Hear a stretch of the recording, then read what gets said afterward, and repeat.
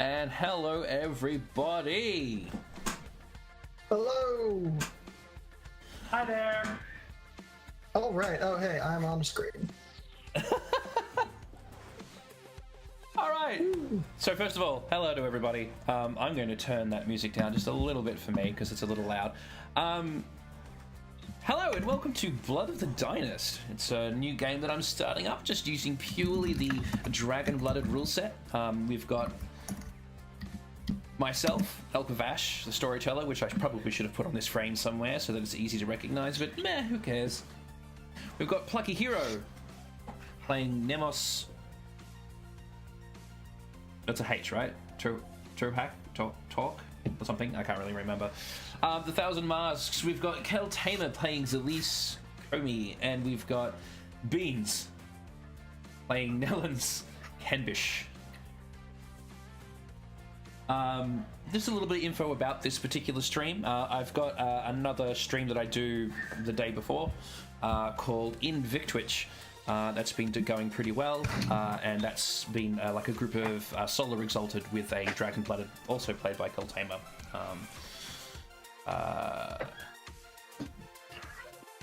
Doing their thing.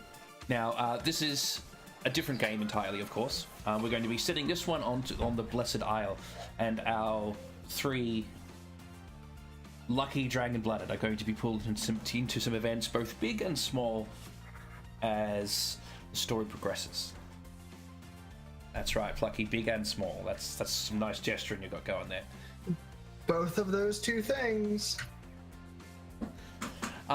So what I might do very quickly, just because this is a new game, and this is the first time we'll be playing, if you guys wouldn't mind starting with Beans, then going to Kel, then going to Plucky, why don't you just tell us a little bit about your characters?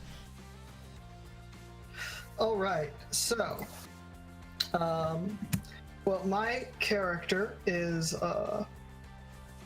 just check the thing. All right, so my character's name is Nellens Kenbish. I am playing a lady character. So she is a water aspect dragon-blooded. So if you know anything about Exalted, that she's got certain affinities toward such things as business and sometimes the shadier side of business. And of course, she has powers including water and also kind of evoking ideas of water. Specifically, Nellens Kenbish is she is a dragon-blooded of the Great House Nellens, which is a weird great house because it's kind of thin-blooded. And they get a lot of heat for that, but they're rolling in cash. They have diverse interests all over the place, and she's connected into those because she has basically her whole deal is she is a financial investigator. And so what she does is she goes around and checks on all the businesses and makes sure they're doing all right and make sure they're doing I noticed my friend Connor in the chat. Hello, Connor. Yes, I am playing a girl. She makes sure they're not trying to hide some of the profits from House Nellens, and if they are, she'll just sniff that out and call them out on it. And if they're dumb enough to mess with her, they'll be in trouble because she also is a stylist of martial arts, specifically Dreaming Pearl Courtesan, which is basically like she doesn't need to bring armor. She doesn't need to bring weapons. She can fucking fight you. And wait, can we swear on this stream? Yes, we can. We're mature rated. Heckin' great. Anyway, she can fight you in basically a bathrobe with a broken teacup and win. So that is her deal. Is there anything else you would like me to tell about my character? No, that sounds good. Let's move on to Kel. All right, thank you. Thanks, Beans. All right, and thank you, Elk.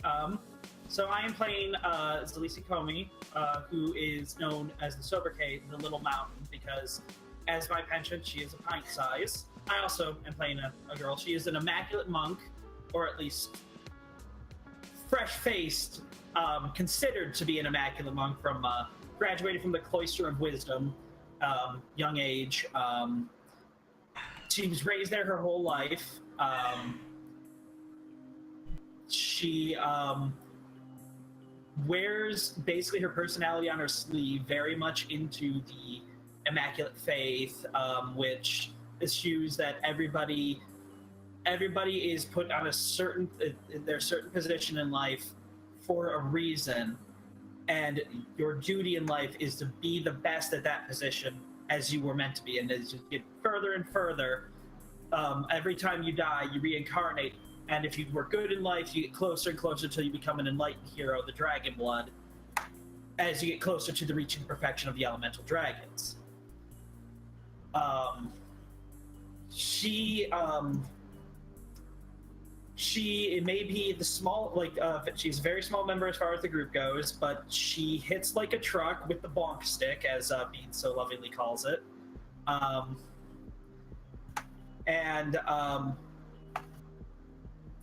She happens to be Earth Aspect, a practitioner of Earth Dragon style, which means she draws essence from the very ground beneath her feet, can make herself hard as stone. Basically, striking her it literally is like striking a mountain. You're gonna hurt your hand before you hurt her. Her job is usually things like dealing with rogue gods, things that are trying to break out the proper and right order and way,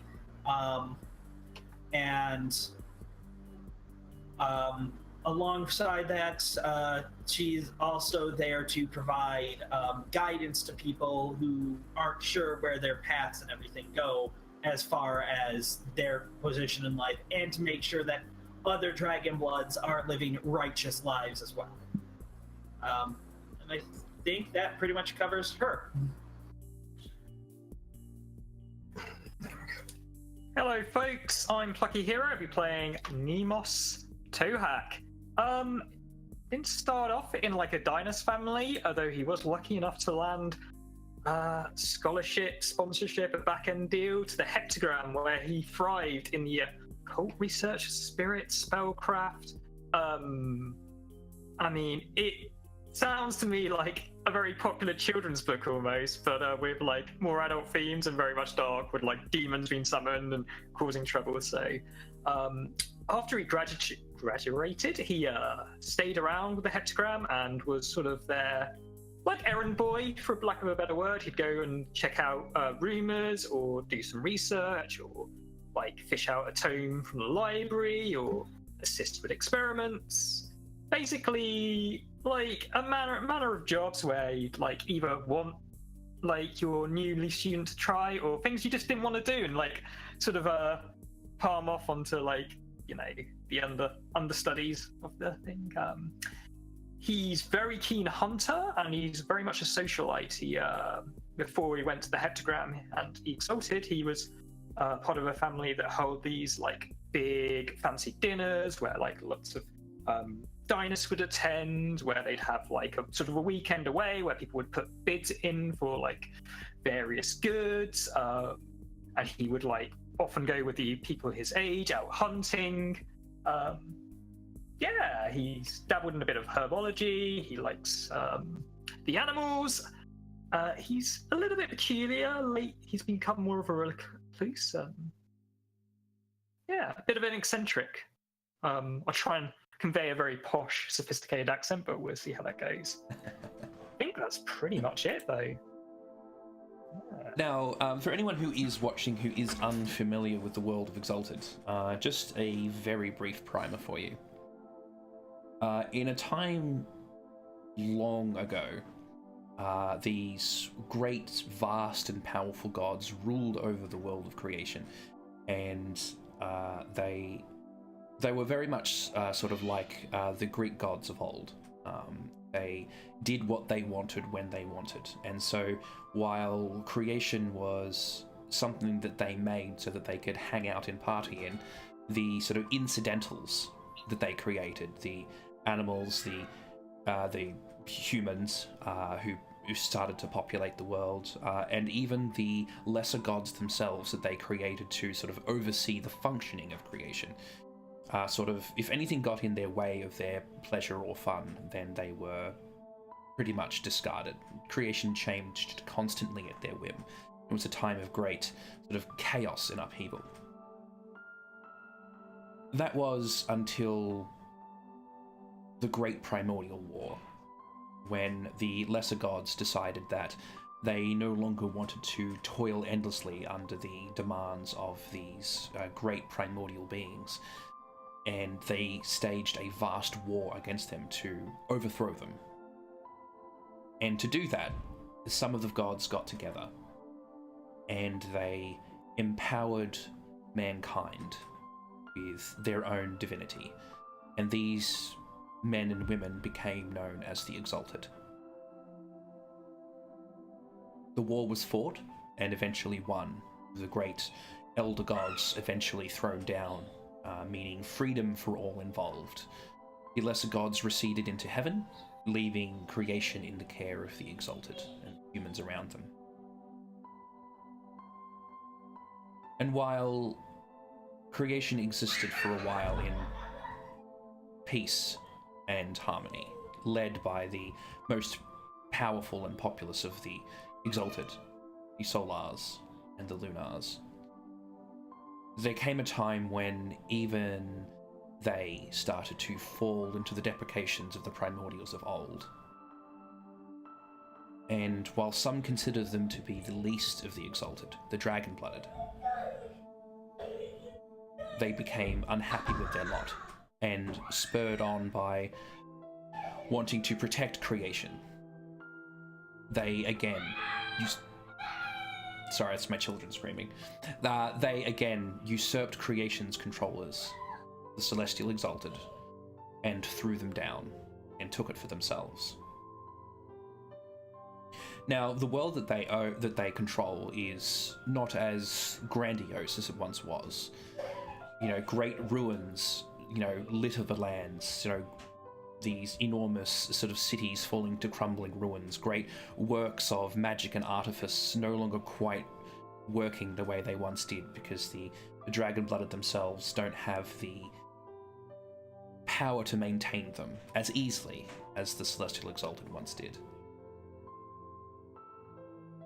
But around all of this rose an idea, an immaculate philosophy. And that created the foundation of a faith, where the Dragon-blooded were considered to be the highest goal of reincarnation. That if you were a good, noble, and upstanding member of society, cleaving to the ideals of the 5 great immaculate dragons, Passiat, the dragon of earth, Sextus Gilus, the dragon of wood, Mela, the dragon of air and wind, Dynast, the dragon of water, and I'm forgetting one, and Hashish, the dragon of fire. They, through their great deeds, they laid down the foundations of a faith that would act as example for generations of Dragon-blooded to come. For unlike the Celestial Exalted, who were specifically chosen by their patron gods, the Dragon-blooded inherit their power from their parents. Maybe they exalt, maybe they don't, but it's in their blood, and that can never be taken from them. In the age we now live, referred to by some as the Age of Sorrows, there's a great empire that spans most of the breadth of creation called the Scarlet Empire, led by the Empress. In a time of great war and upheaval, she seized power and united most of the Dragon-blooded underneath her cause and her banner, took control of the Blessed Isle in the center of creation, the most verdant and a resource-rich place in all of creation. And there she founded her empire, propped up, in part, by the Immaculate Order. Here, people live their lives in relative comfort. you have the ordinary populace, or the peasant class, who do their work, who plough the fields, who do most of the menial labour, with the understanding that as long as they know their place and do their duty, one day after they've passed on, they might be rewarded in their next life by reincarnating into the next strata. The patricians, noble families who don't necessarily have the dragon's blood flowing within them, but are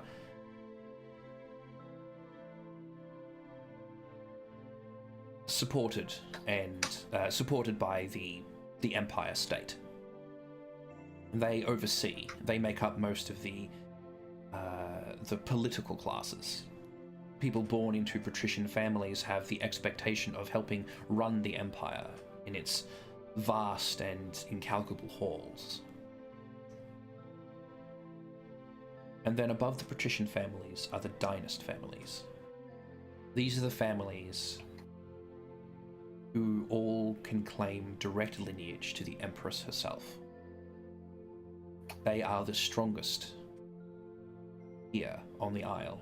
They carry the blood of the dragons most purely within them. So most of the dragon-blooded that live here on the Isle and elsewhere in creation owe their existence to the bloodline of the Empress.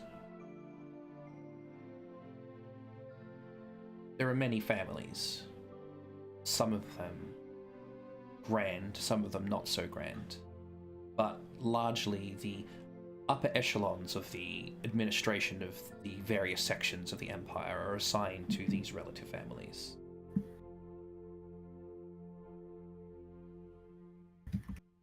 And that's where our players come in.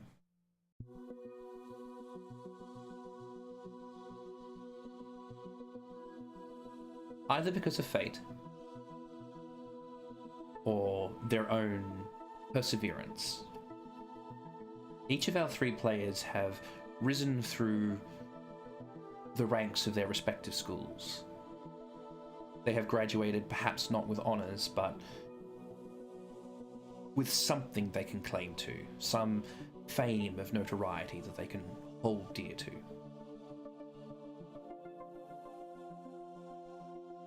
Each of them have been called into service from one office or another, and there they have served for a year or two. Until one day,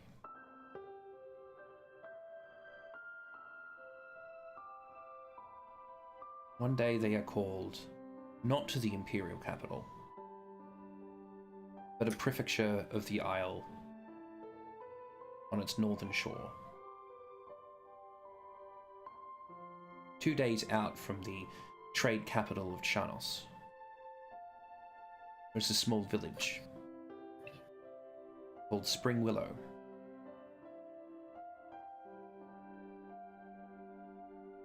It rests and nestled in verdant countries and rolling hills. Vast fields of wheat and other crops, sort of rice, sort of just expanding across the whole countryside here.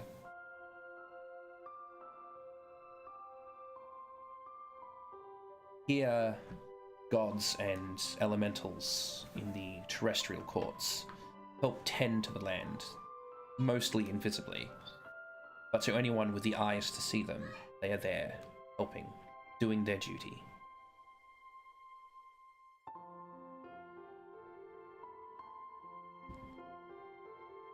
The village has a population of maybe 500 to 600 people. But Toak, Komi, and Kenvish have each individually received a letter, the wax seal, ordering them to come to this village and meet up at its local inn, the Dipping Swan.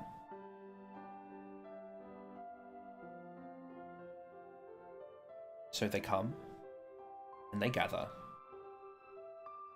and it doesn't take long to notice that they are the only ones out of place here. This whole village is made up of peasants. There's maybe a patrician lord holed up somewhere in the town hall, but otherwise, the clothes you wear mark you as above those around you. And so they show deference to you. They offer you their food and their livelihood. You don't really need to pay for anything, they just offer it to you. This is their lot in life.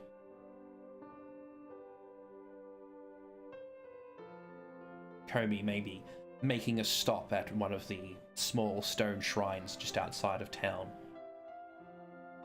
saying a quick prayer to the god of the roads leading here.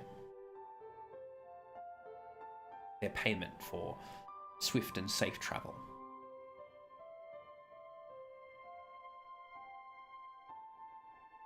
Inside the inn itself, it's perhaps evening. The sun is beginning to set. Some of the town have gathered here for their nightly partake of spirits of some kind.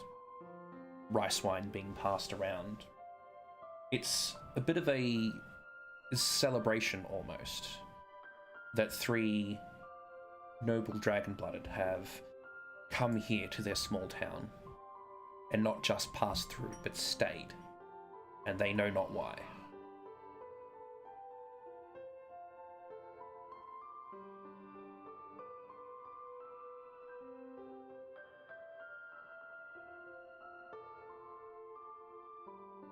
You're lavish with luxury, as much as you're willing to take.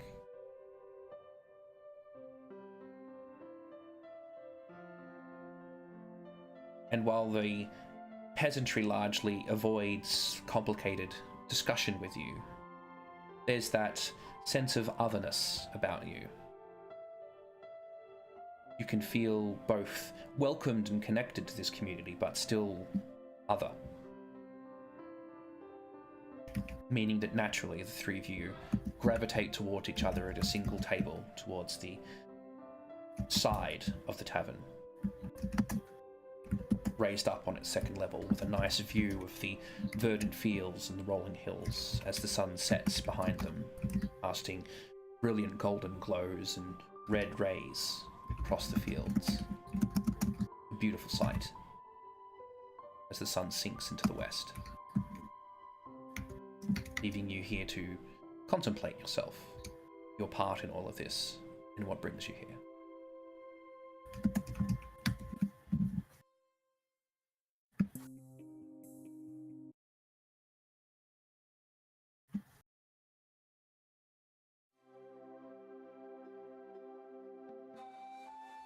Oh, okay. Do we know I wasn't sure if there were more brings us coming. here? Do we know what brings us here? Like, All the letter said was that you were to come here, and that you would meet others who were brought here as well. That's all it said. But you could not deny the indelible authority of this letter. So I imagine that Nemos Tohak would probably show up late. And so as the sun is sort of setting, the door will to the tavern will swing open, and because in Nemos Tohak's mind he's meant to be keeping a low profile, it seems very cloak and dagger to him. Maybe he's read a book of similar dealing, so he's wearing a sort of mask that's very lizard-like. He's not very knowledgeable about religion, but he knows enough about history that maybe wearing a dragon mask might be a little offensive to the monks. So it's clearly not a dragon. It's very reptilian, maybe a river dragon, which is a different dragon altogether, but a quirk of the Isle, which he's sure will be fine. Its scales masking his face, although his green and violet eyes are penetrating through like an opening flower, and he pulls this weird, huge travel case behind him as he wheels in and looks around to find the table of the others that were mentioned in the letter. Spying a table of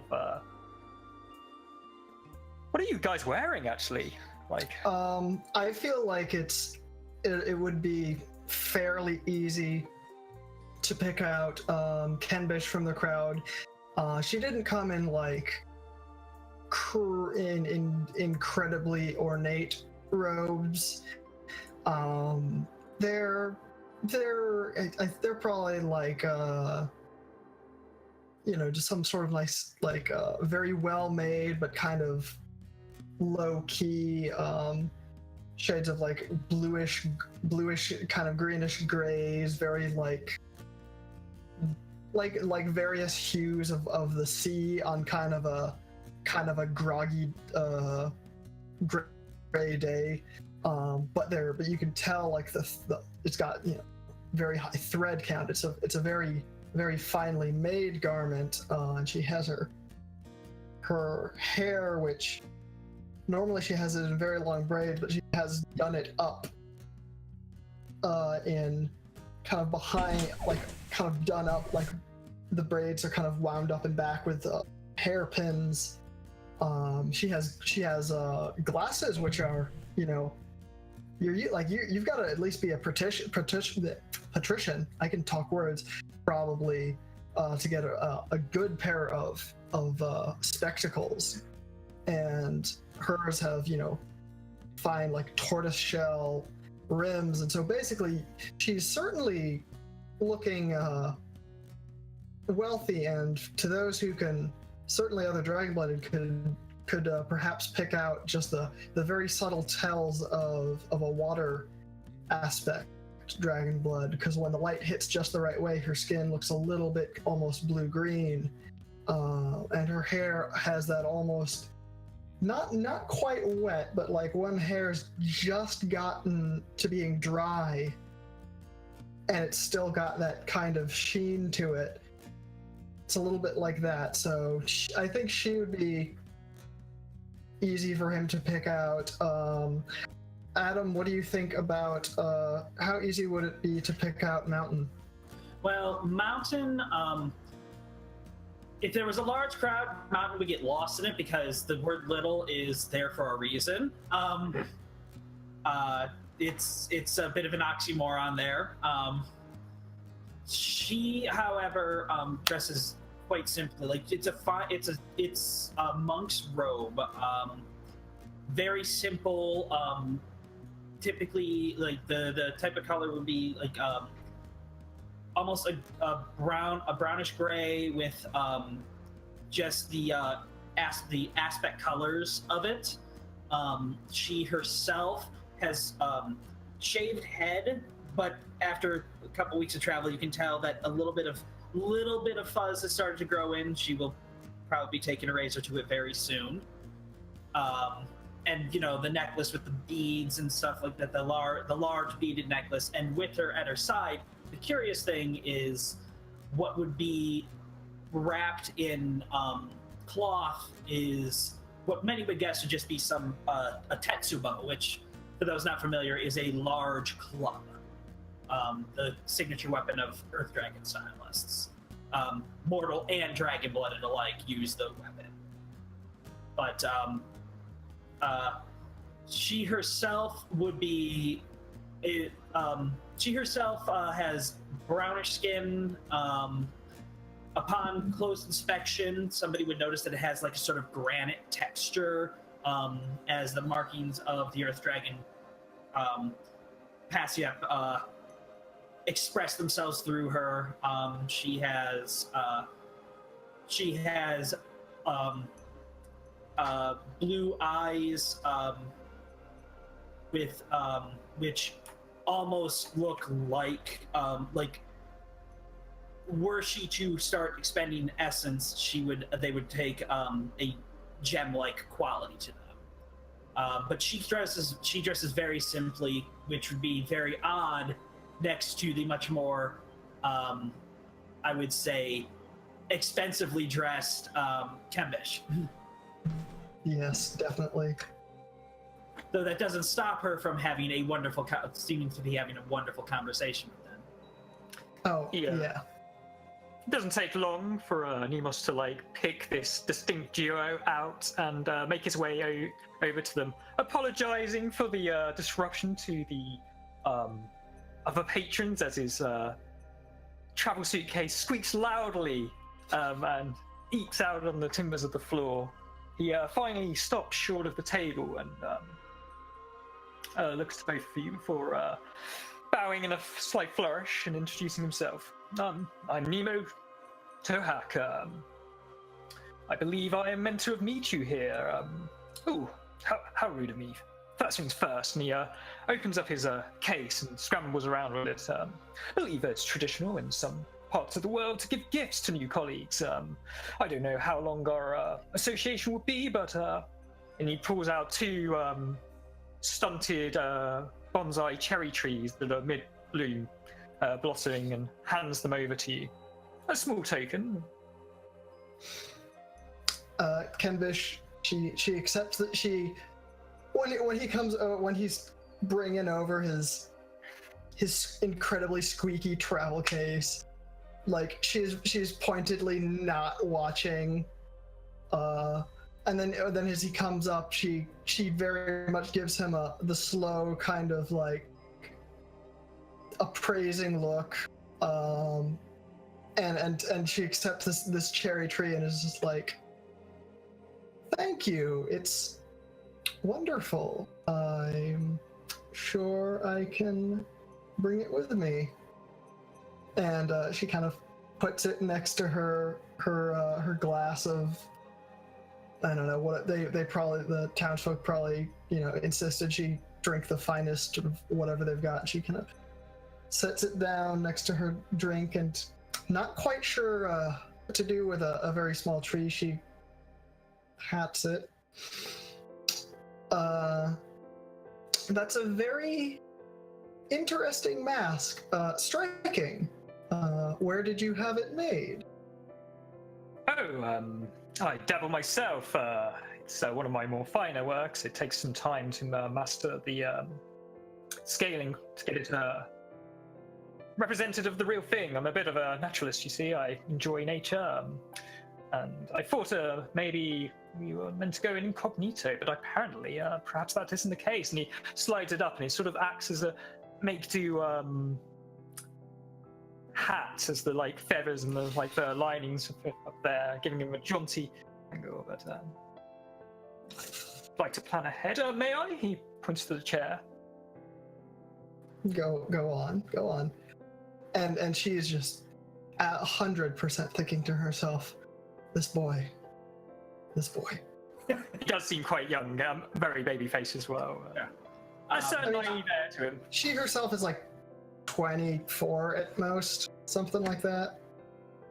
But go on. Mountain meanwhile gives a very, very polite thank you, though she herself as a monk does not carry much as far as materials. She herself gives a small little micro sermon blessing to the traveler that has come here. One of the little immaculate basically signs of good faith, good fortune in the life you lead and everything. No, I see your point. This tree will be no good for you. He takes it away and puts it back in. But however, and he rustles through his face and brings out this incense sticks. These, however, may be conductive to your meditation techniques. I do hear that monks do practice. I don't know if your particular order does, but here, perhaps they would be more fitting gift for yourself. She gives a polite thank you and gives a bow and a nod. Mountain does not exactly scream as somebody who seems very cunning in terms of social endeavors. More, yeah, just she says what's on her mind type of thing. I haven't done much research in this region, but what a little study I have done, I couldn't find anything very distinctive about this. It seems all very much a mystery. Do you have any more information, perhaps? Afraid not myself. I can't quite see why. I don't believe I'm being asked to investigate much here specifically, unless they've been hiding a bigger business than I'm aware of. Unless they would very much like me to, just go over the ledgers of cottage industries. I'm sure there's a good explanation for all of this. Of course, quite. Oh, you are quite adept at business, are you? That's comes with being an LNs. Ooh, fantastic. Hadn't realized I'd be sharing such prestigious company. I'm afraid I hope my little standing doesn't detract from this little enterprise. I apologize. Oh, little standing? Oh, you see, I'm from House Tohak, a patrician household, quite large and but not quite one as such as your great Dynast house. Well, I'm sure you, as much as I, faced perhaps unwarranted ribbing over that fact, so I see no reason to scorn someone just because of the name of their house. So. Quite, but I do assure you that I'm quite qualified. I'm first class with honours from the heptagram, and my thesis is about to be published. So I'm quite experienced in the realm of knowledge and the occult, which I'm sure will hopefully be of some use to us in our endeavours.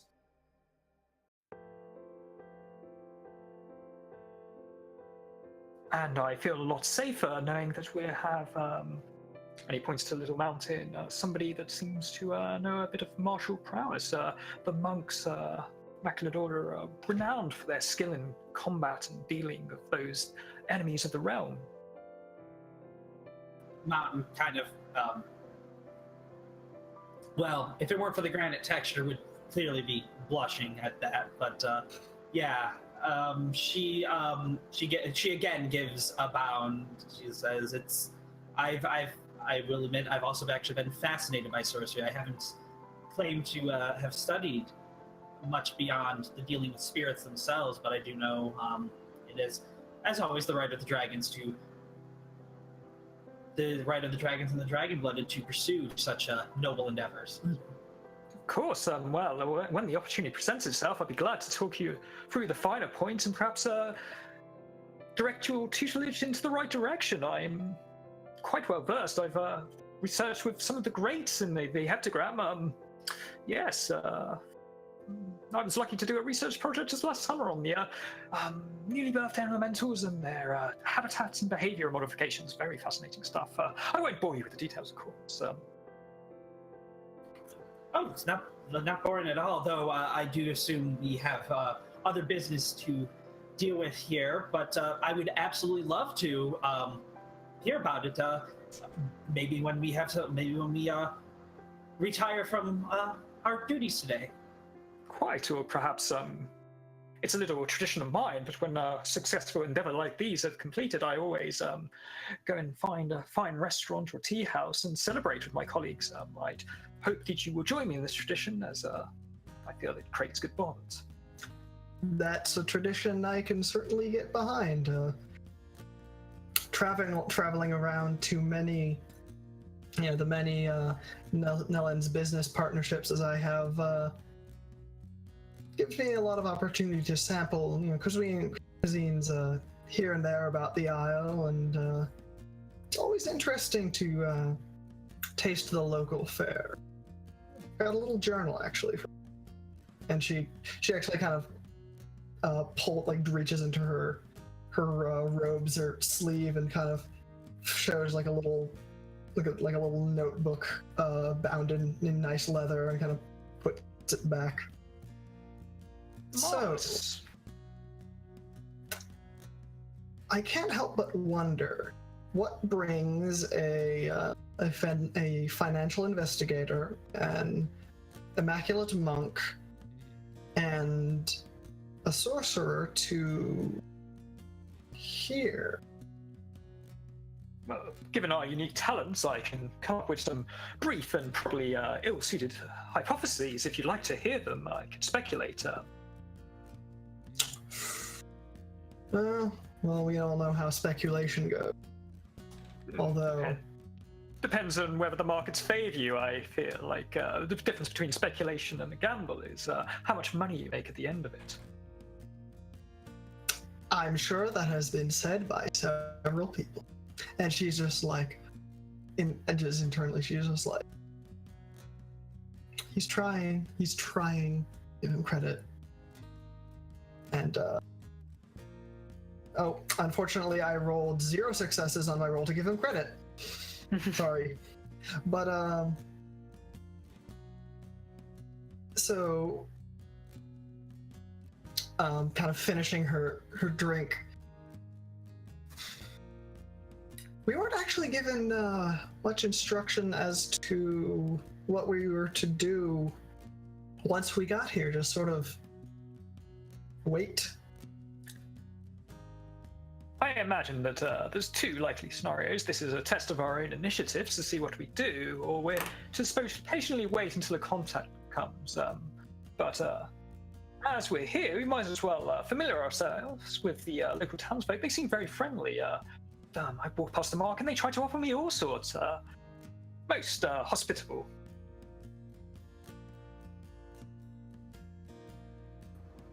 I was offered the same, though as you know, I had to turn several offers down, though. After all, it's part of our lifestyle. So I was more than happy, though, to meet with several people and provide impromptu sermons and lessons and just help out however I can. After all, it's what we do. We've got to make sure that Populace is happy with their state of being. If you don't mind, perhaps I can shed some more fine ways of shedding more light on this situation. Nemos takes out a bell and sort of rings it to get the attention of the things and oh, excuse me, quite sorry to interrupt, but if somebody would like to join us, perhaps there's some representatives of like families that have been here a long time would like to join us for a drink. We'd be glad to hear all about your local history and your town and your traditions. If you would care to join us. Oh, yes, good. The waiter who's come to your table after you've rung your bell, he doesn't seem like suspiciously nervous, just like he's a peasant, right? And there are 3 dragon-blooded. Like, these are, according to everything that his, Sunday school teaches him, are like, embodiments of the most enlightened. They are essentially bodhisattvas. They stay here in the world, whereas the rest of the gods have risen, so that they may pass on their sort of knowledge and tutelage and lead by example to everyone else who is still seeking that sort of eternal enlightenment. So he's a little bit overwhelmed by the presence of 3 in his humble inn. But he does make mention that there is a patron of one of the rice paddies who specializes in the very rice wine that you are drinking tonight, the finest of their lot, and they would probably be quite honored if he sent a message to them to come and speak with you. Then by all means, run that along and do give our compliments to the distiller. Although, of course, we will be able to give our compliments in full when they come to meet us. Sort of nods and bows, scrapes. As he leaves, Nemos will leave some money on his thing, knowing that they've been kind enough to be very generous and like provide us with stuff. So he knows that they won't bother to make a scene about it or refuse it, but the money probably will be welcome. So yeah, leaves small money Very there. nice of you. The evening moves on, and it's perhaps an hour later when the purveyor of the inn finally returns. And just walking next to him, in stride, is a vision of a lady. She has long brown hair. Were it not sort of expertly twined and pinned up into a bun, which then waterfalls down her back, it would probably trail behind her several feet on the ground. She's dressed in simple patrician garb. She is not her. She doesn't wear any sort of identifying marks or anything like that. But just she wears, like half silk, half cotton, which for this area is probably quite rich. But as far as Kenbish is concerned, would be 4 seasons old as far as fashion went. She comes forth. No, you go on. Sorry. She comes forth and sort of gives you a deep bow. Sort of her hair, sort of just. When hair is looked after really, really well, it just takes on this great sort of sheen, and it falls in long, straight strands. There's no frizz about it. It's really, really well looked after hair. Based on her state of dress and where she lives, it's a bit questionable as to how someone would be able to manage to take such good care of her hair, and yet here she is, bowing before you. Her features are petite, cute, young. She's perhaps 18 at most. Nemas will... Oh, sorry. The last thing about her that catches your attention is her striking green eyes. The brightest, almost marbled green.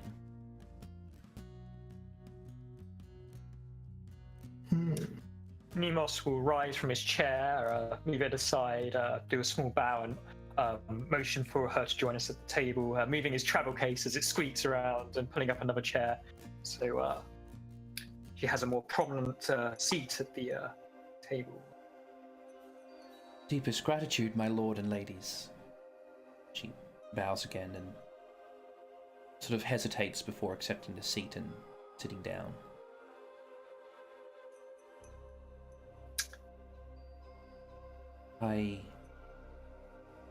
She sort of blushes a little and sort of turns her head to the side. I heard you liked my wine. It's got a very refined set of flavors. There are very subtle notes in it. Is that a cherry I detect in the rice wine, or is it just a superb bouquet of different floral scents? You forgive me with my naivety and ignorance in these fine matters. I've sampled some wines from across the Ihars, but I can't quite place it. My lord is quite astute, yes. We gather ingredients from the surrounding farms and areas. This particular vintage was... She seems a little embarrassed, blushing deeper. Prepared by myself. Personally.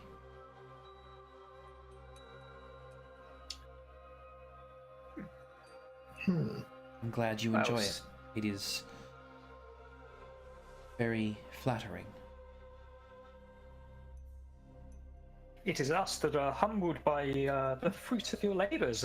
Quite an exquisite drink. I feel it's only fair that we give you a gift in return. And he pulls out the cherry blossom that he'd offered to Little Mountain a moment before. And he says, although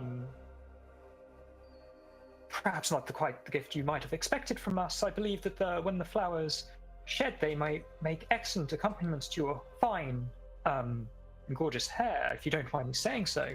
And pushes along the small planto a bit.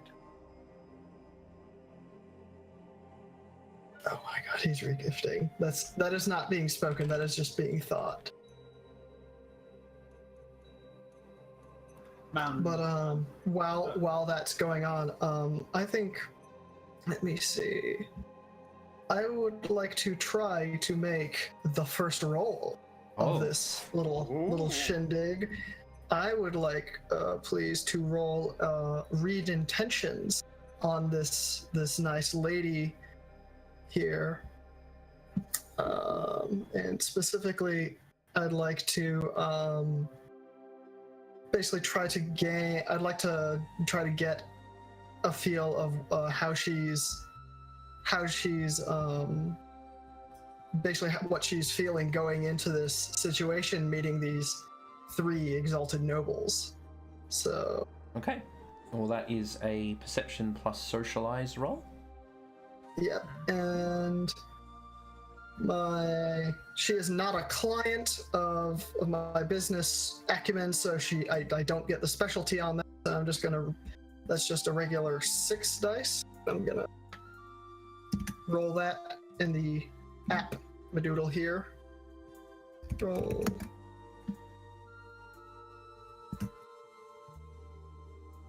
Please work. Ooh, nice. Alrighty. And now, for our listeners, I'm gonna say some words. It says 2 successes there, but 10s count double in most cases, so actually that is 4 successes. So if I've beaten her statistic, then I'll get to know some stuff, I think. Also, hello to my girlfriend who is in the chat. Oh, hello. Hello, Joe thanks Bean. for watching. Hello.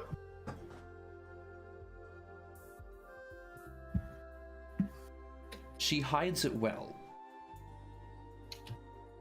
The sort of the blushing and the looking away, though, you can see through it for the act that it is.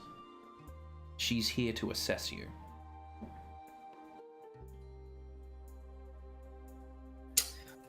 All right. So, with that knowledge in mind, you know what?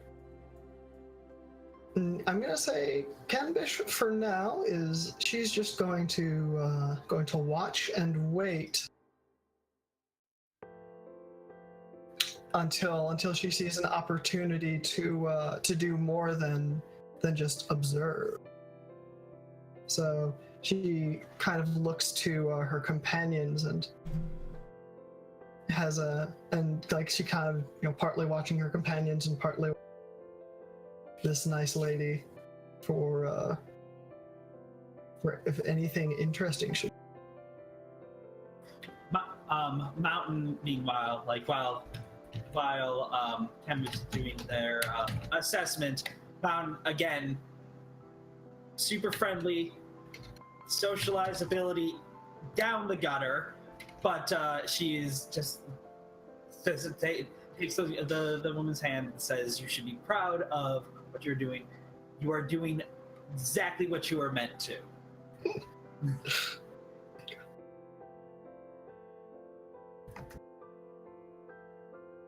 She confesses a certain amount of, and again she blushes harder, sort of looking down at her lap. There's a certain amount of intimacy involved in you enjoying her wine so much.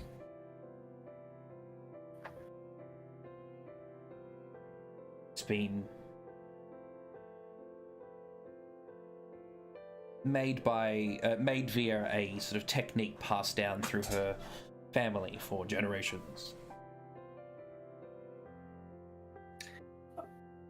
Oh, could I do a lore roll history to know if I know about the history? Is it famous on the Isle? Is there like of note? Has it? You absolutely can, and while you do that, I'll actually look up what it's called. Nice. Cool. Would that be wits or intelligence? Intelligence. Cool. Fantastic. Lore. I'm not gonna put my excellency in.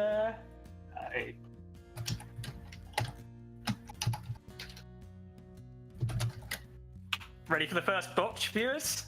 It's a coming. Botchamania!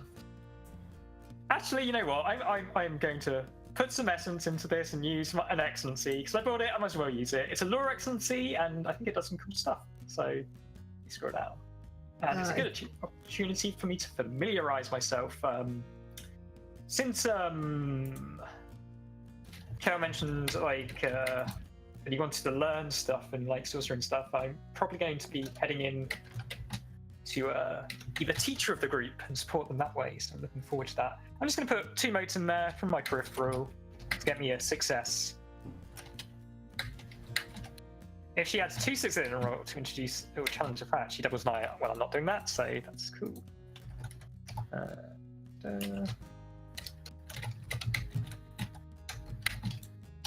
Oh, clicking, please.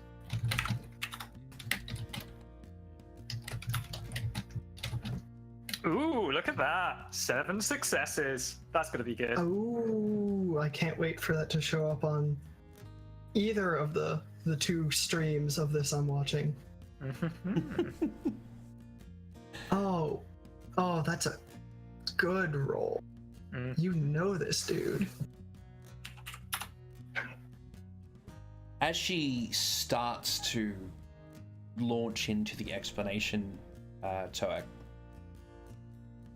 you know that, like, you sort of recalling sort of just, you know, books that you've read, stuff in the heptagram, you know, there's been talk of, you know, this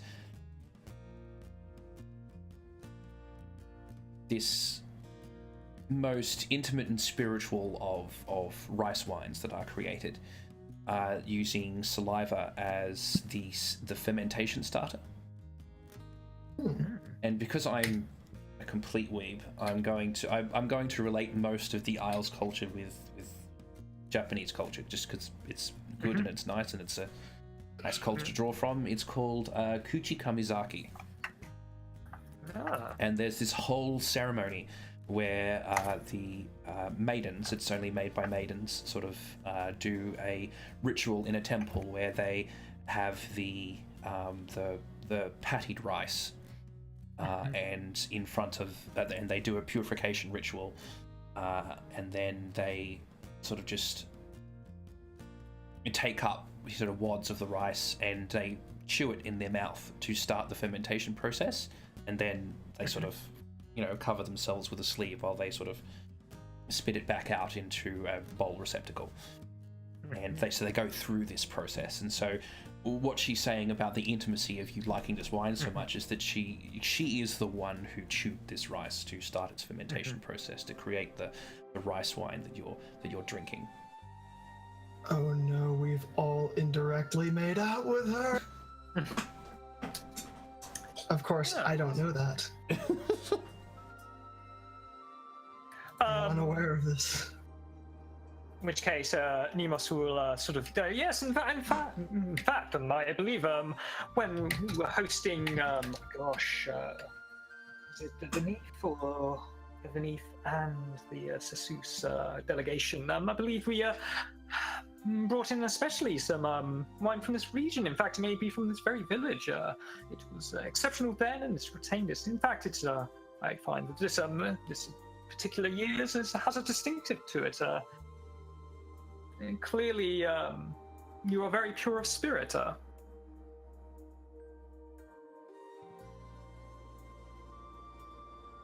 You, and she blushes even harder now. You know of our rituals? I don't claim to be an expert of it. I'm merely like a sidetracked one day in the Heptagram's great library. Have you, I suppose you know much of the Heptagram at all? It's quite far north. What are the... yes, it has a great many libraries in there, and I was fortunate enough to be able to peruse them during my tutelage, studying. It's fascinating, really. It's not too dissimilar, actually, from some of the rituals further south, way past the tributaries, where they use blood as a catalyst, which is not quite my taste, but apparently it's interesting nevertheless. But obviously, probably not as spiritually pure and wholesome as our practices on the Isle. Nevertheless, different cultures, I think there's often stuff we can learn and benefit from, and enrich our own Isle by taking what's good from them and bringing enlightenment and prosperity through the Immaculate Teaching, I'm sure.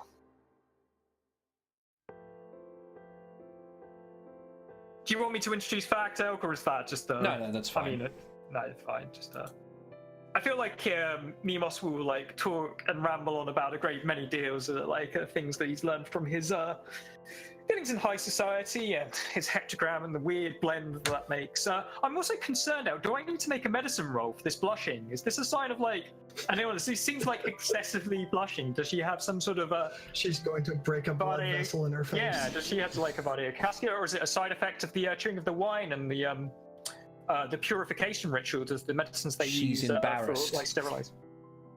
Oh, okay. She's just too moe. Mm-hmm. Best girl. So as you're sort of going on and talking about the heptagram, nobody but Kenbesh really notices, but she takes the opportunity to get you talking as you speak of the heptagram, and she asks you more information about, your studies and, where they were leading. And what exactly is she asking, actually? Because as soon as somebody asks me about my studies, given my personal circumstances, I feel like I would be definitely on guard as soon as anybody gets too close to my own personal research or inquires about it. Could I do a perception, socialized roll to garner what her intentions are towards this line of questioning? One moment. Or if that's too specific, perhaps any intimacies relating to sorcery, or like the heptagram as well, like sorcery heptagram related occult. She doesn't have to ask you about anything personally specific to you. Okay. But once you start talking about the heptagram, she's able to lead the conversation towards, the studies of, the dragon-blooded in general. She comes across as quite sort of, naive and wanting to sort of learn more information, and asks you about, the state of the empire, this regent who has taken the throne, the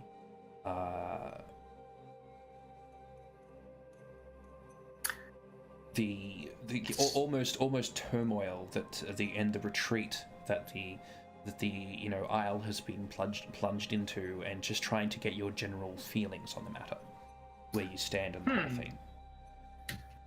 So seems that her line of steering us to dragon-blooded politics and the realm. So if that seems to be the case where she's leading my questioning, I'd like to do a perception roll with her own views on the dragon-blooded and their politics, or something relating to that. That's okay, because I suspect she may have some opinions on that. I've succeeded 2 times. I imagine her guile is way higher than 2. What is her... Oh no, appearance doesn't matter for that, so just 2 successes.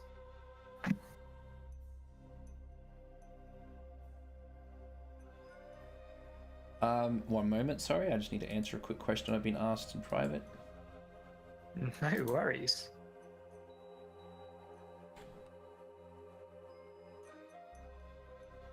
Alrighty. So, what were you? There we go. One moment.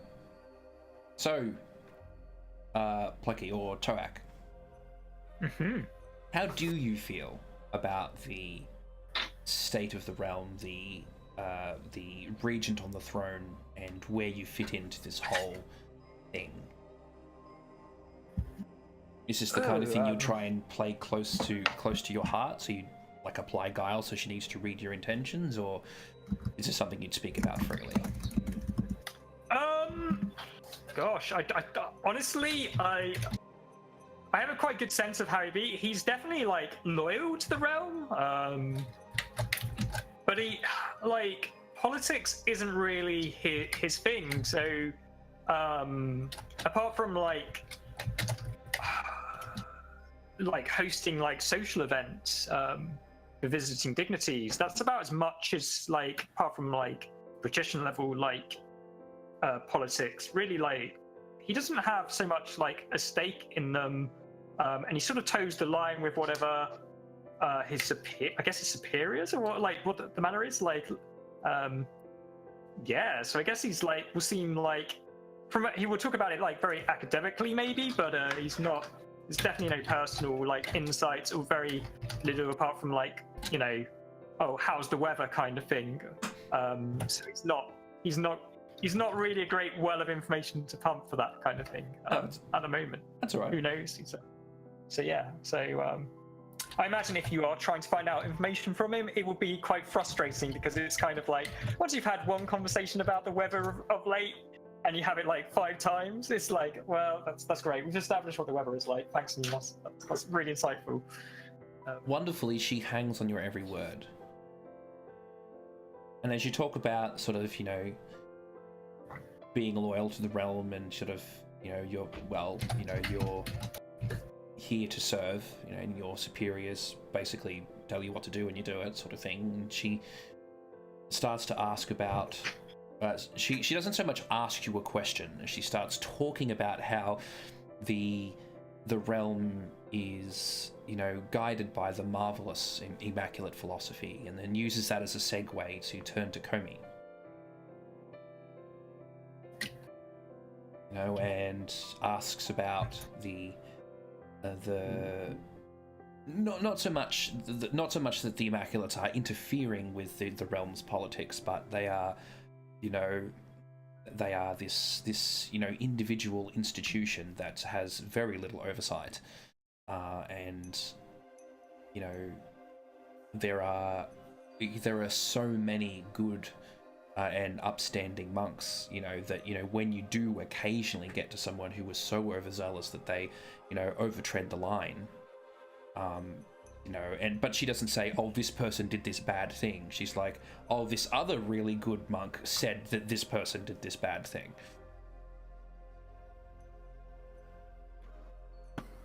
Well, Comey, I mean, she's kind of like, again, she, well, for one thing, she wouldn't see any form of doublespeak in this. Like she could literally have a bat taken to the face that says, I am using doublespeak, and she'd be oblivious to it. Bless. Partially because, it wouldn't hurt, and partially because she literally has Guile 1. So to her, she would say, well, as it's an unfortunate thing. Every organization, unfortunately, you sometimes have to clear away the rot, and the rot has to be. The rot then burns away, but when you burn away the rot, you use that to fertilize new life, just like you would in any garden. You cut away the weeds, burn the weeds, use the burned weeds to fertilize your garden, and your garden will sprout new, fuller life. We are stronger based on what it is that we are able to cut away to show where the true strength lies.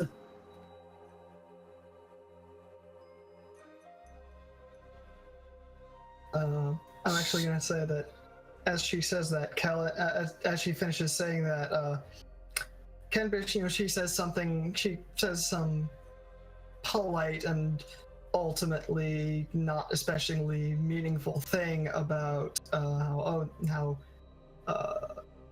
insightful a metaphor that was, and how that, classic Comey, because she and Comey, they've known each other for a good bit, and Kenbish, it's easy to see that Kenbish likes this very, very honest monk who's quite a departure from her normal everyday dealings. But I'm gonna say, I don't know how to represent this mechanically, but if she didn't already, our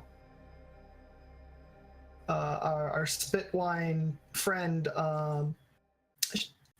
should be able to become aware that Kenbish is onto her.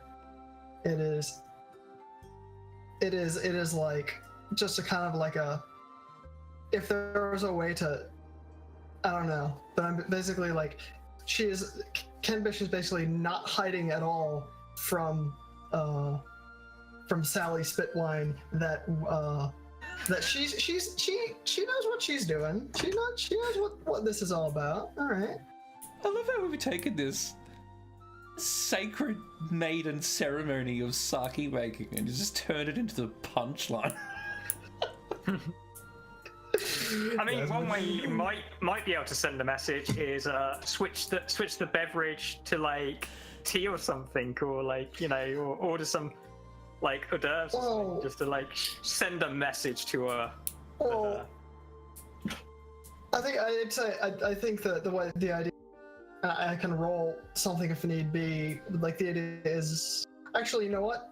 I could maybe roll it with like a, if I had to roll, I guess it could be like appearance plus something, but just the idea is sort of like a shifting of posture and body language, that kind of dropping any whatever kind of veils she had up, because there's a way to kind of just like be watching someone less conspicuously, and now she's being a bit less inconspicuous about it. I don't know if that really needs a roll, but I will roll if need be. No, that's okay. Essentially, what you've said is, I don't apply guile. Yeah, I'm not applying guile to the fact that. Yeah, she picks up on it. You know she picks up. You know she knows that you know that she knows that you know she knows. I have this amusing image of Kenbish suddenly going from this very reserved to just standing and just doing this thing.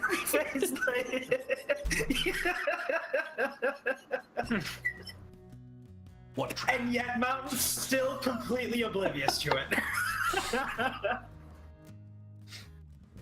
Well, the lady nods. Oh, sorry, yes?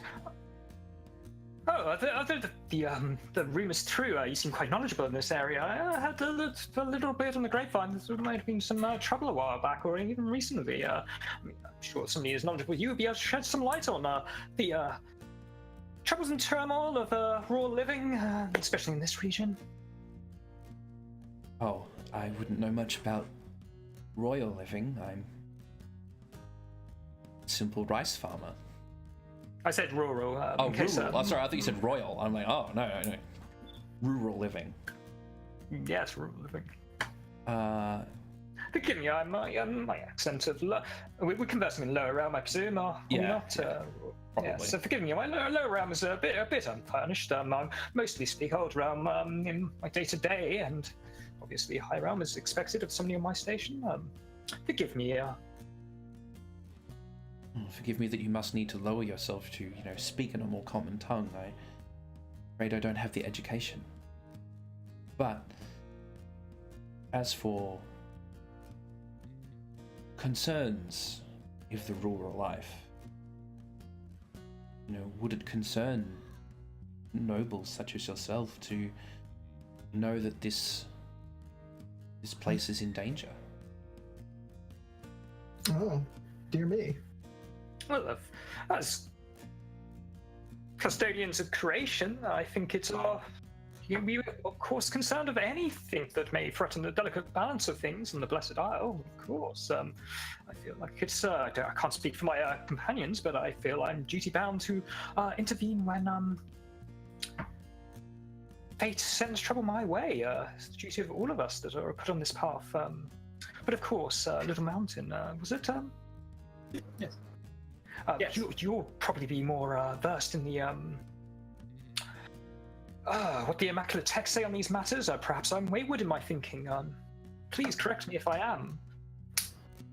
No, we're the dragons. As we are put on here to act as both protectors and guides, and our job is to make sure that everyone leads their life to the fullest of what they have been put on here for.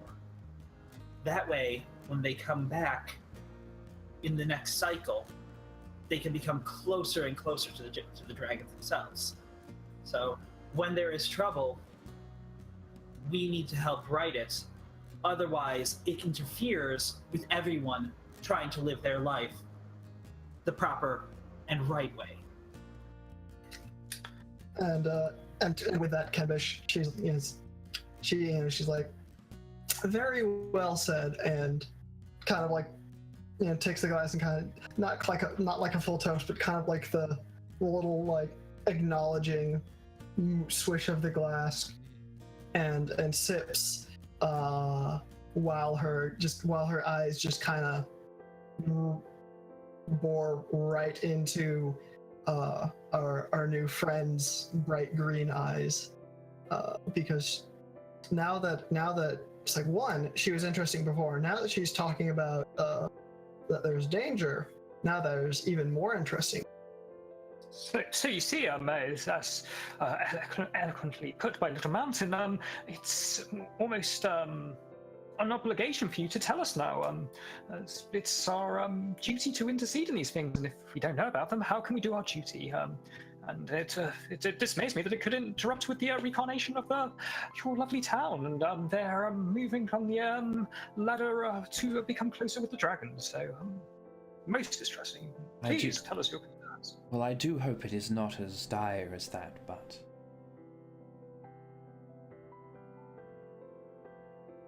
in the port city of Chanos, not 2 days' ride from here, there is a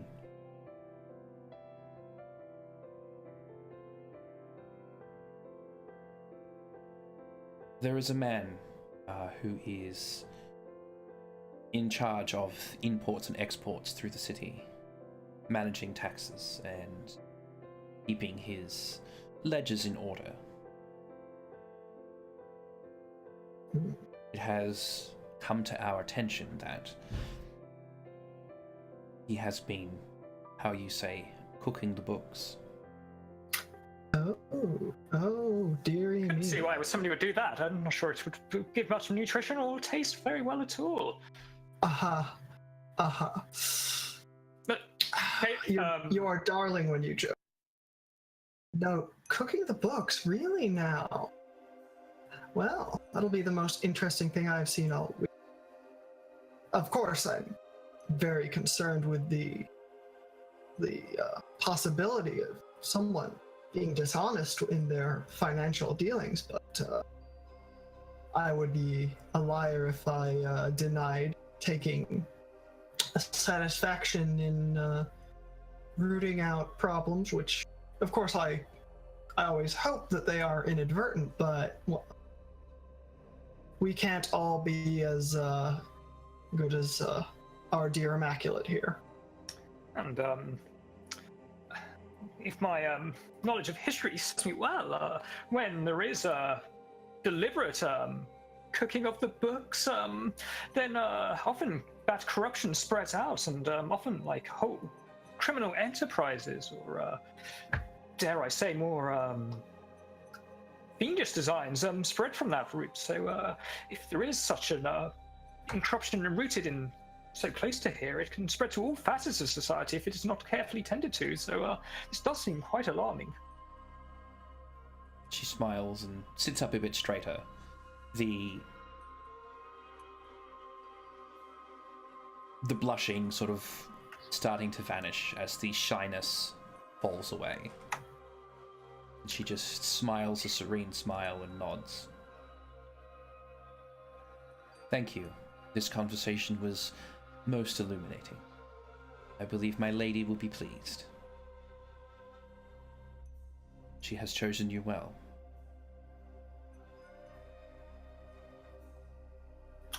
Well, I'm sure we will all do our best to support her in that assessment. Thank you for bringing this to our attention.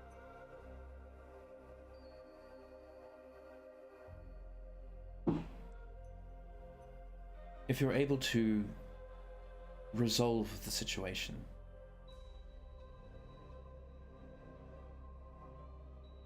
I believe you will be able to start to build a profile for yourselves.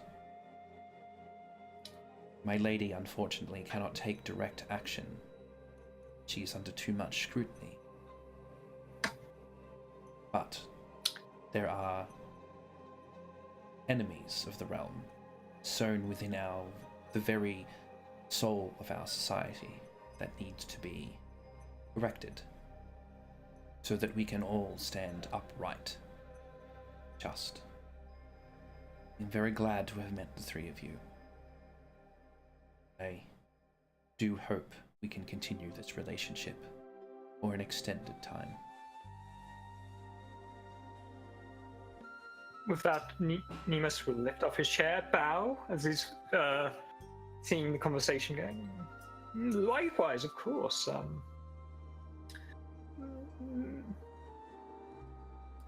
Although, bows. what should we call you, if anything, if I might?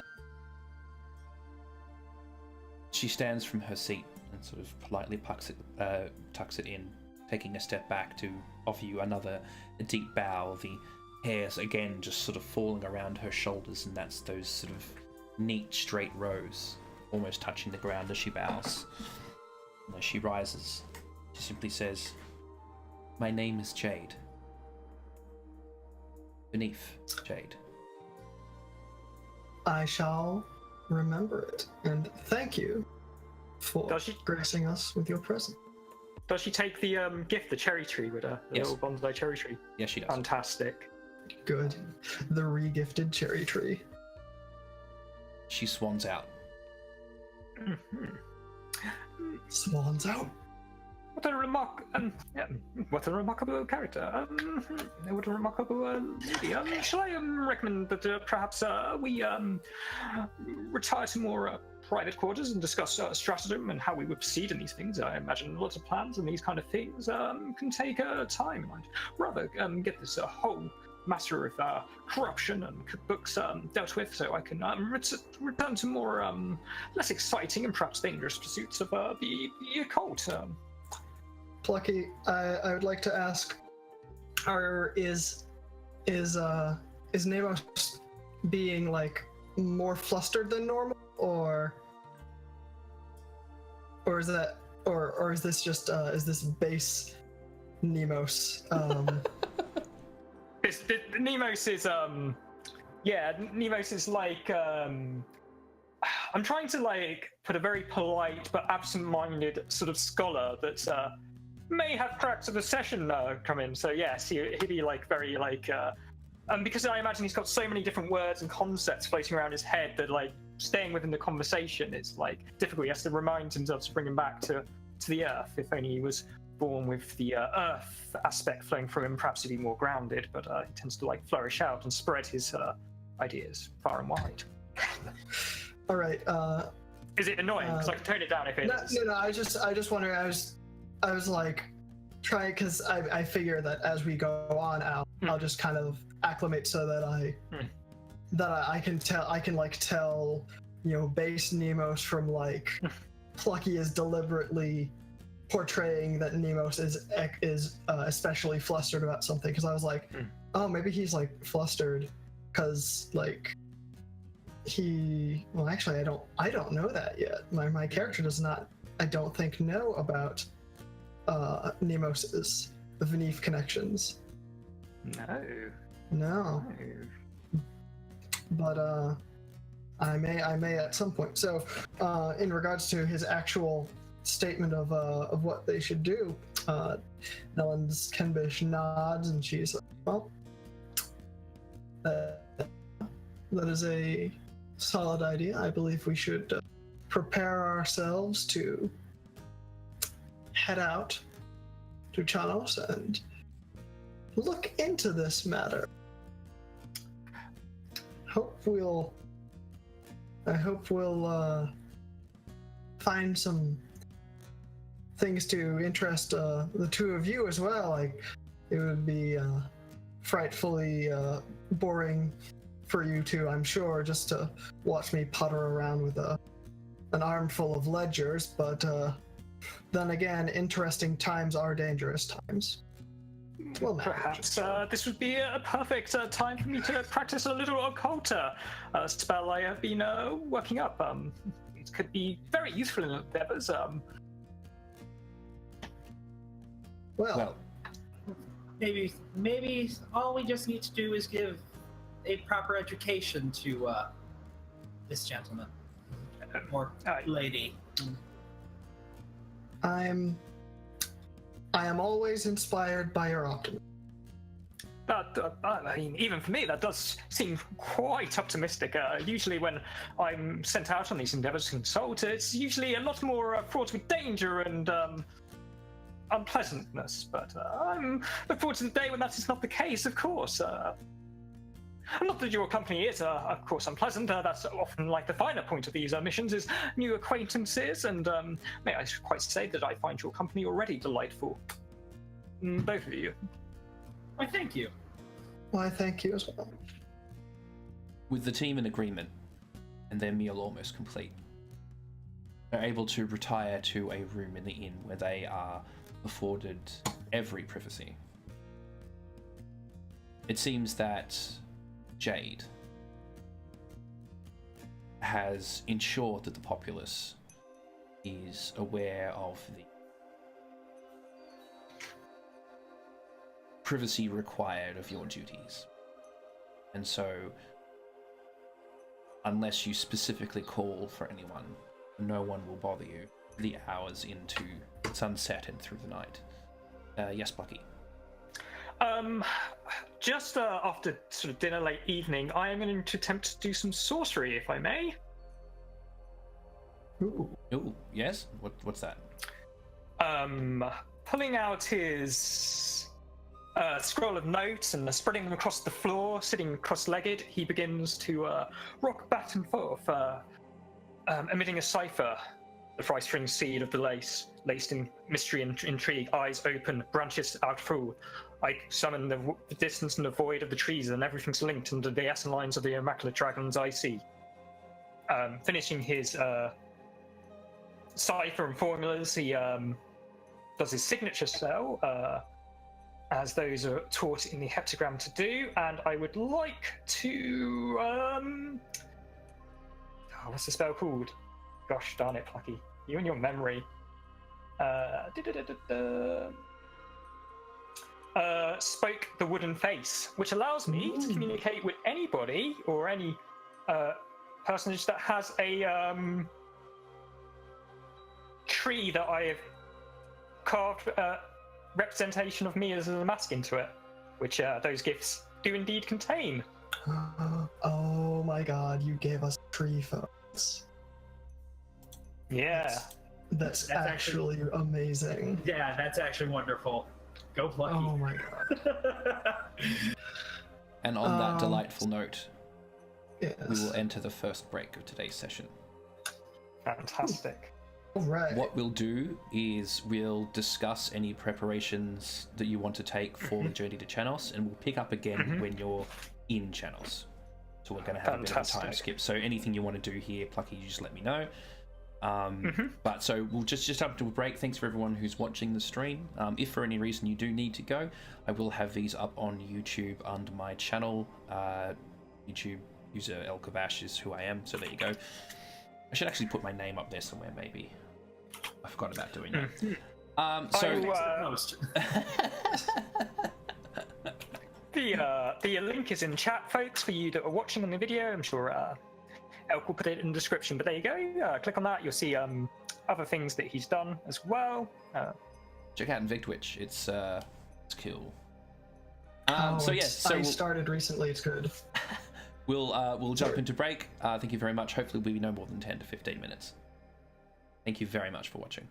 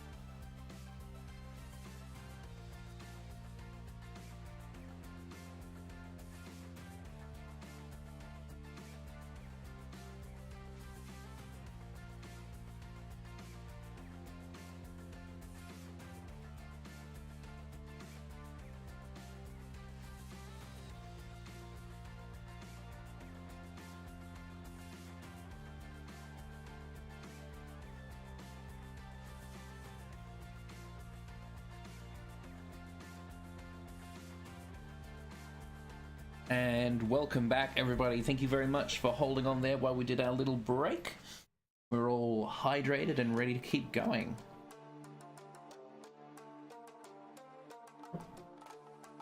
So, just before the break, the players were introduced to Beneath Jade, someone who seems to be a go-between them and a mysterious benefactor, sending them out on a mission to see how they would handle it. More specifically than giving them precise orders. The only information that they have been given is that there is a merchant lord or person of high standing in the city of Chanos who is cooking their books, and they need to find this person, root them out, and deal with the problem as they see fit. Depending on their performance, their relationship with Beneath Jade and her benefactor may be extended or cut terribly short. So we return.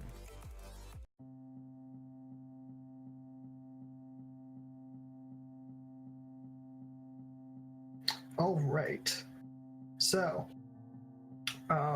we believe we planned to make a. Our first order of business is that. First of all, we've made a little note for our Immaculate, who is going to see about hiring a coach, and it, given that she's not very business savvy, and also doesn't have money, we basically wrote her a little note, explain. You go to them, or say you'd like to arrange such and such, and the note, signed by Nellens Kenbish, states, the payment to the tune of such and such amount of money, with a generous tip, essentially, for being so kind as to keep this matter discreet. Meanwhile, our Nemos and Kenbish have their own thing to go and do, and that is to go and ask around. Nellens Kenbish is going to be asking about around with the local business about how they've been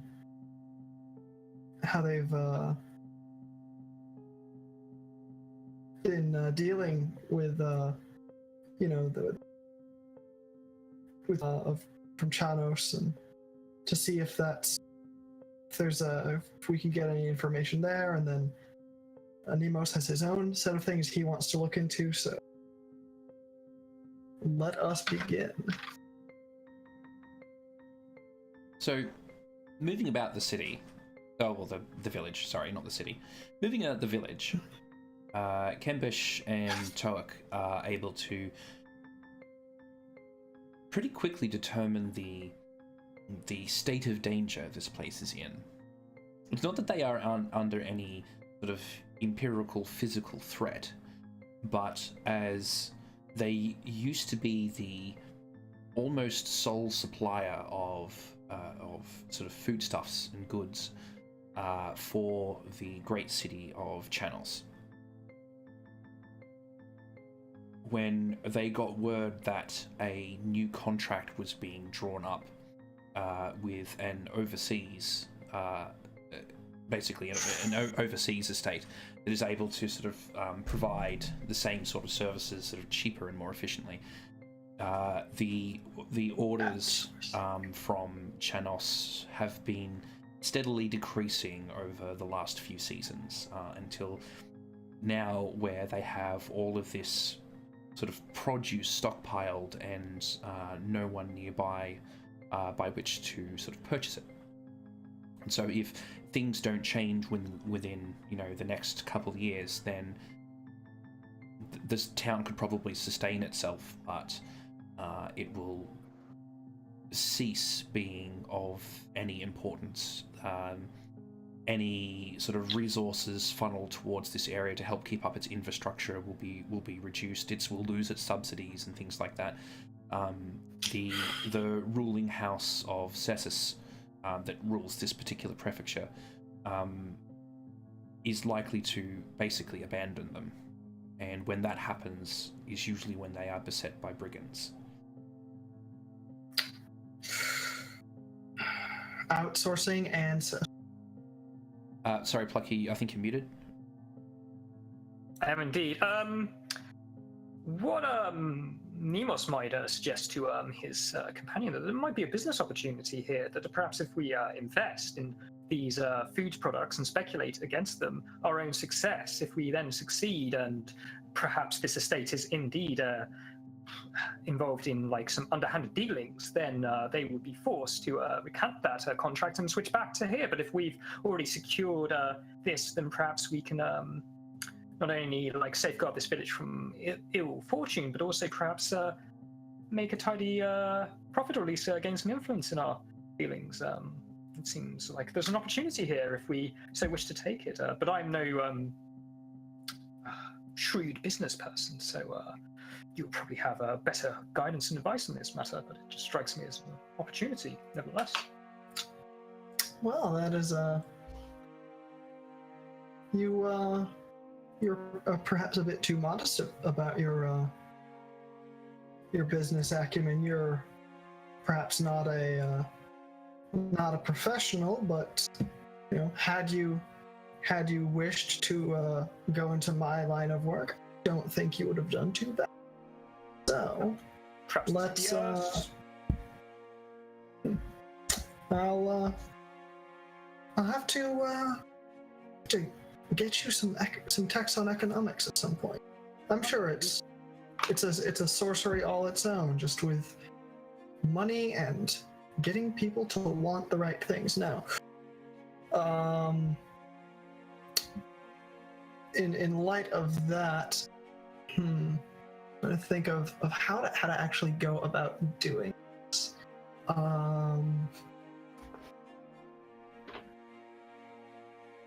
I mean, I do like that. I actually do like that idea of. So now we know. First of all, the problem is, of course, this outsourcing. It's like, all right, so we know that, and I'm trying to think of a good way to. Like, if you're concerned about I'm mostly like trying to figure out a role, if there's a role here. But it would be probably a bureaucracy project in the Exalted book, if Elk would agree with that. So you could probably just make a bureaucracy plus a role that you could justify. I imagine like either wits, taking advantage of the situation, or maybe your charisma or manipulation would all be like good suggestions. I would recommend that we perhaps use, depending on how much is the stock estimated at, Elk, would we have a rough indication, or would we need to make a roll for that appraisal? That you would need to make some sort of appraisal roll, but to do what you're suggesting would be a project, but there aren't roles involved in projects.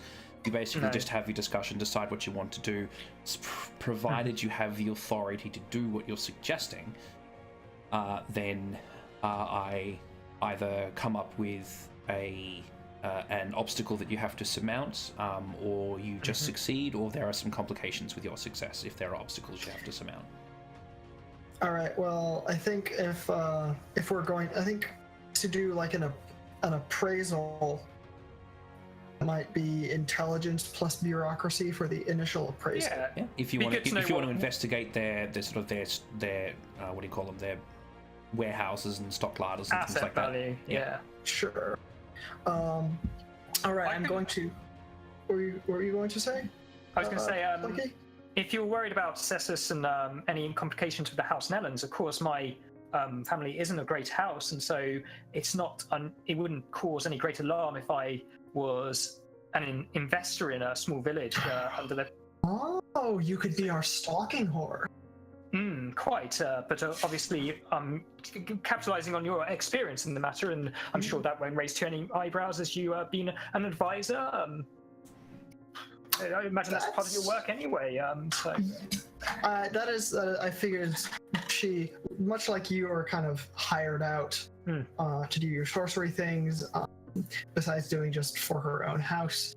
Kenbish, she does things like other houses, including patrician houses, can basically kind of hire her out. More often than not, instead of like paying Nellens, it's more of a, well, they owe Nellens a favor. yes. She's very big on, you don't always have to pay with money. Favors can be appropriate payment. Exactly. But I would recommend, as we both have only just met, and this might be a good way to cement our friendship, that it's a partnership. And I'd also feel that we should cut in there's a mountain in any benefits that we accrue from this endeavor if it's successful. Yes. It would seem only fitting. Sure. So that dice. So I have intelligence, bureaucracy. That would be dice pool 7, and then with my specialty in finance and banking, that brings me up to 8 dice.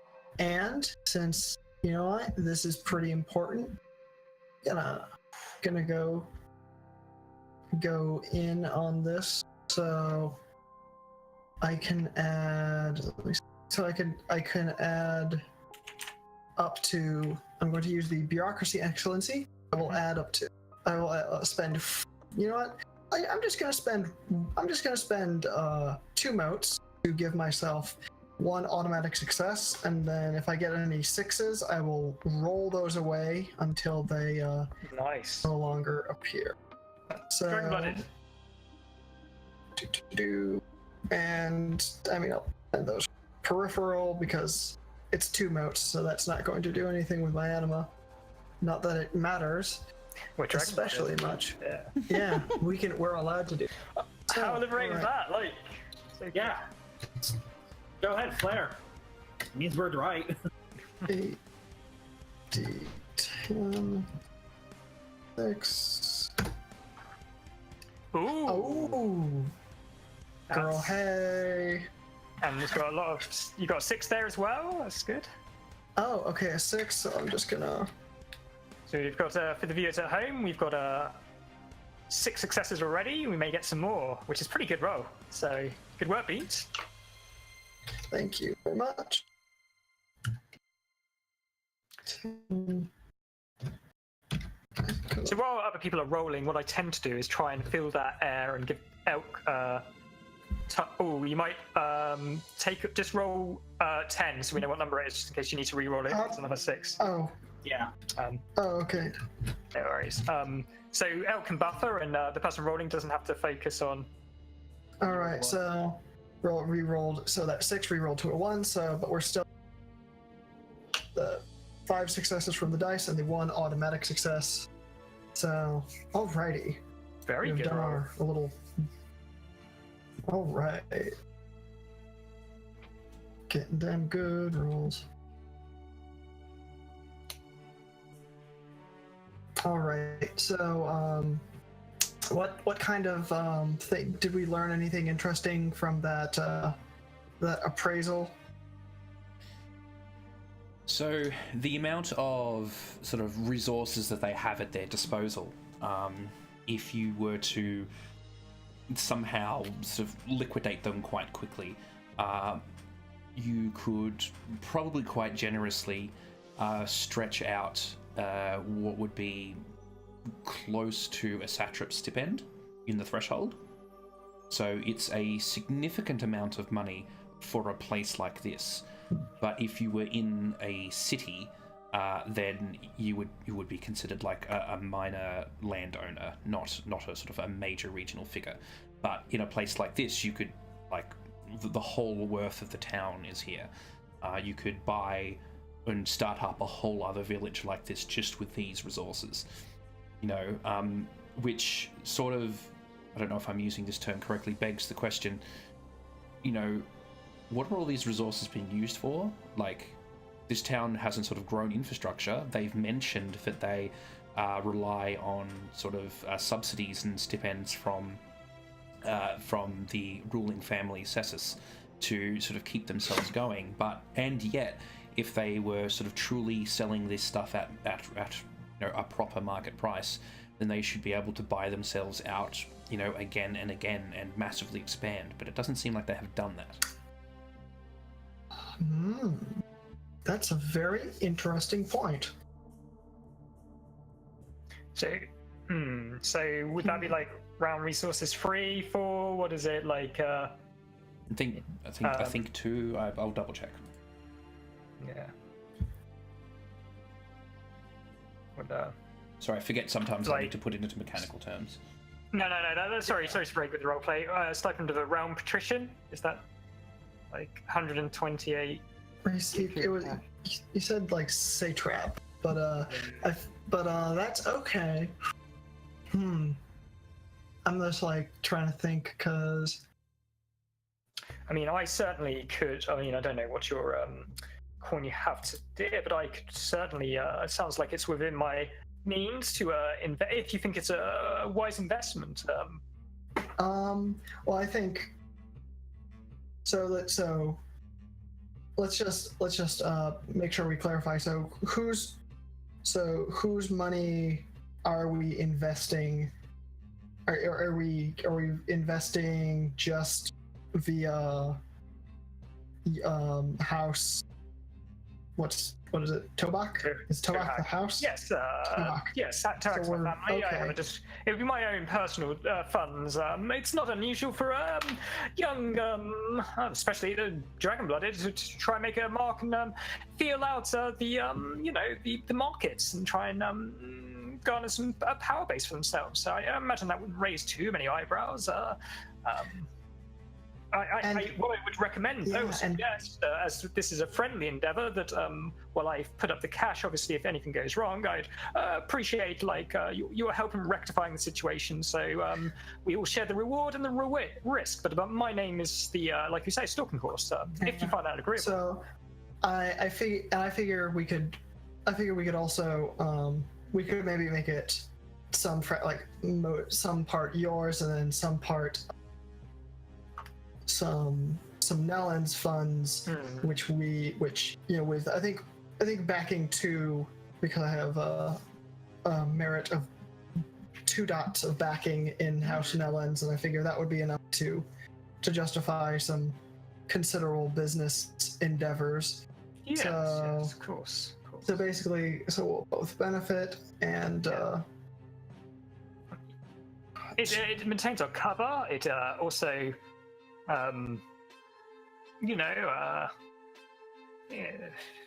It brings us closer together as well.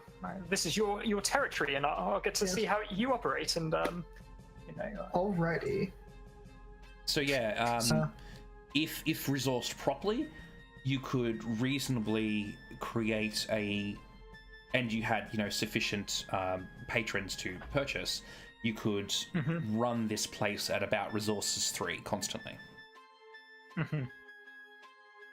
All right. So I think my idea was the way we would basically be, since they're in trouble, because it's like, okay, who do we sell this to? And my idea is mostly through Tohak, and then a little bit through Nellen's businesses,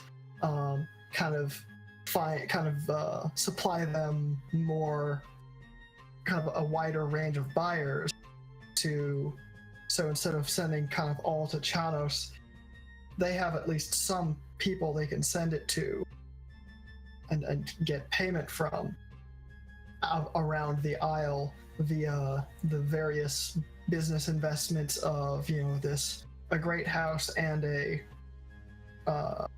smaller house.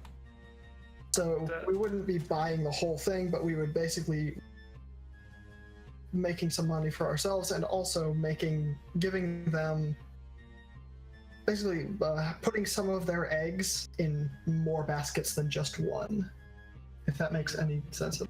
Yeah, it does. If it would help, I could also, as a sign of good faith, as I imagine they continually produce resources and stuff. They seem agricultural. I don't mind buying the stock they have, or like securing it so they can cover their costs of storing it at the very least, and I just have like a share in it. I mean, if that's agreeable to people, I feel like I have the resources to make a good bid on that, and obviously a very competent representative, and it was my opinion here. All right, I think we are set to go on that. Sorry, folks at home, I hope that was clear what I was suggesting, because I know it's very, very mumbled. We'll have to deal with the logistics of moving goods and things like that, but that'll come. I think we'll discuss that between sessions. Later, there's no need to for the thing to be moving. They're not going anywhere now. It just means they have peace of mind now that they're not going to they've received become a proposal. destitute. Yeah, they've received a proposal, so okay. There'll be a PowerPoint as a between episodes thing. Yeah. Don't worry, guys. I've watched all of Crash Course Economics. Nice. Comey, you set about trying to hire a carriage. There isn't sort of much around as far as sort of rich stuff goes, but they're able to sort of cobble together a wagon for you, and sort of they're able to get a wagon for you and then cobble together a almost sort of pagoda-looking from one of their. It's like a spare cover for one of their outer shrines that they had sort of already been maintaining, and they've sort of used that and just sort of put over the top of it and sort of lacquer it together to make it look a bit more fancy than just being like this rickety wooden wagon. They have a couple nice sturdy horses that can pull the wagon for you, and they're happy to offer basically a coach, a driver, he's a guy with the whip, for you, taking of course your note of resources and things like that. Now, She's herself, again, not accustomed to what's actually said to her. This is luxury. Well, I mean, it is. I mean, again, she's used to living the monk's life, so very few things. Like travel, like frequently, in the order they would teach them to travel, simple pilgrimages, learning to trade sermons and stuff to handle this. So to this is kind of really, whoa. So this is what it's like on the other side of the Immaculate Order secular Dynast divide. Completely oblivious to the fact that this is not actually that. Yeah, pretty much. But yeah. So, but she is unfailingly polite to people. She doesn't behave like the Dynast who had the silver spoon or anything like that. Like she's interacting directly, which is, I'm assuming, for these people very rare. It's more often that for the Dynast they will have underlings do the talking, like after to do the negotiations. It was not to serve the Dynast while they're browsing or whatever. Mm-hmm. So she is like she might not like in a sort of naive way be hilariously, despite trying to be the guide and everything, is in a way creating a sense of familiarity, which is actually kind of one of those things that you're like, by the way, and you might try to avoid familiarity. It's a little small footnote in there. But, I mean, she's a sweetheart. And hey, look, I just threw together an aura for Beans. Ooh, oh, that's right, because technically I am in water aura. Nice, I like that. I think I'm going to need to redo the way I've done the scroll because it's its own element, and I want it to be like behind the text and stuff, but that's it for now. Nice, it looks good. But yeah, so once she's secure, like, she thanks profusely, make sure, like, yes, I will make sure that that all this gets, like, the payments and stuff get secured through my friend Cavendish Nellens. So, yeah. It's actually, I'm assuming it's pretty simple. I don't think there's much that could go wrong between here's what we need. Yeah, because you do have a note base that you kind of really just have to give them the note. And the flaming sacks of manure, was that necessary at all there? I don't understand it. No, I'm joking. Yeah. Does it make sure you get one with power hearing? The wagon they've decided to give you belongs to this crotchety old man, and they sort of just pushed out all of his produce, and he just goes, "My cabbages!"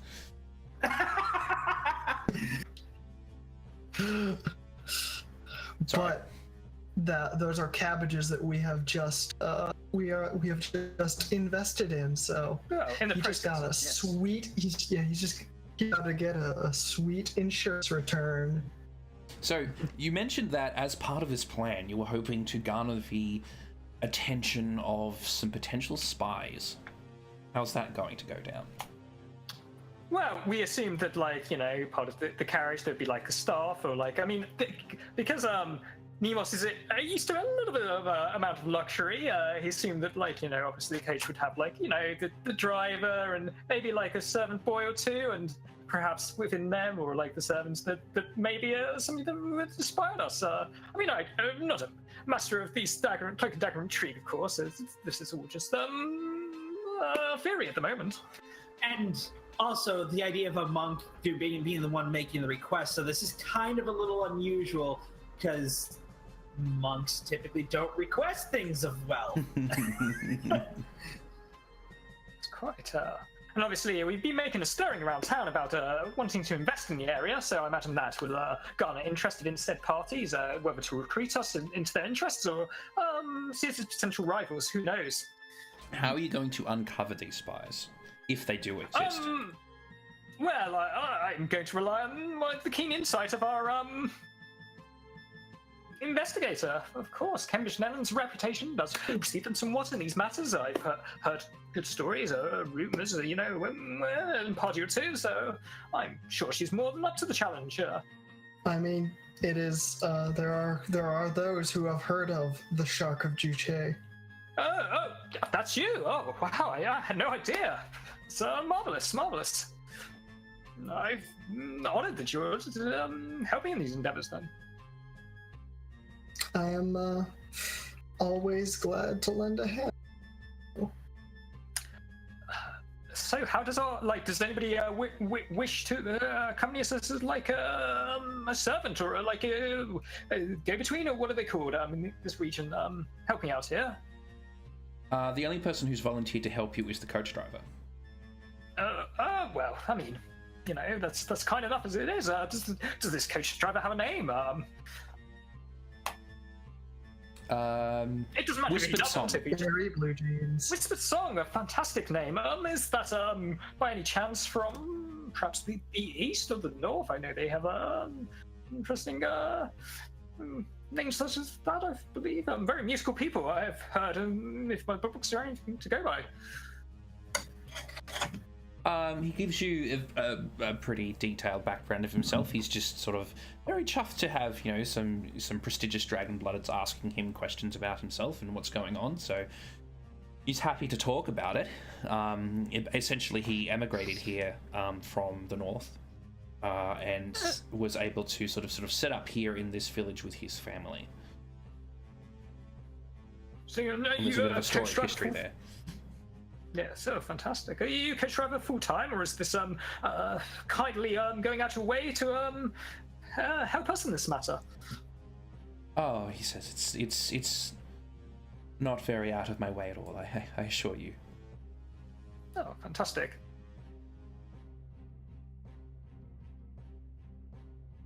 And Nellens is definitely Cambish is giving the. She gives this all an appraising look over, and she doesn't say much, but she looks quite pleased. She definitely appreciates the gesture, and and also she's glad that Nemos is making an impression on this guy. It's good to project a very amiable image, which is not that hard when we have, Nemos and I like to think of us as your foils, while you'll be more you deploy us when needed. We'll protect you socially, and obviously happy to oblige in that regard.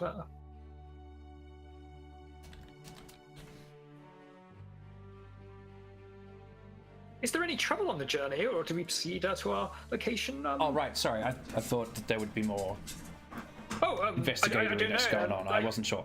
Okay, so oh gosh, we don't have do you have any investigation charms to give you solar senses of trouble, or? I have the investigation. Excellency. That is that's all I got. Would you? I feel like if it comes to along our journey, that might be more of an awareness charms thing. If you're talking about sensing danger coming at us. No, so I was kind of thinking perhaps that while on the journey, if you were so inclined to do a profile character to see if the coach's story adds up to what he's projecting. Often people that are pretending to be something they're not, there'll be incongruities, which the trained eye will of course pick up. Oh, I see. Well, I can do that. Let me just check the book to make sure I'm alrighty.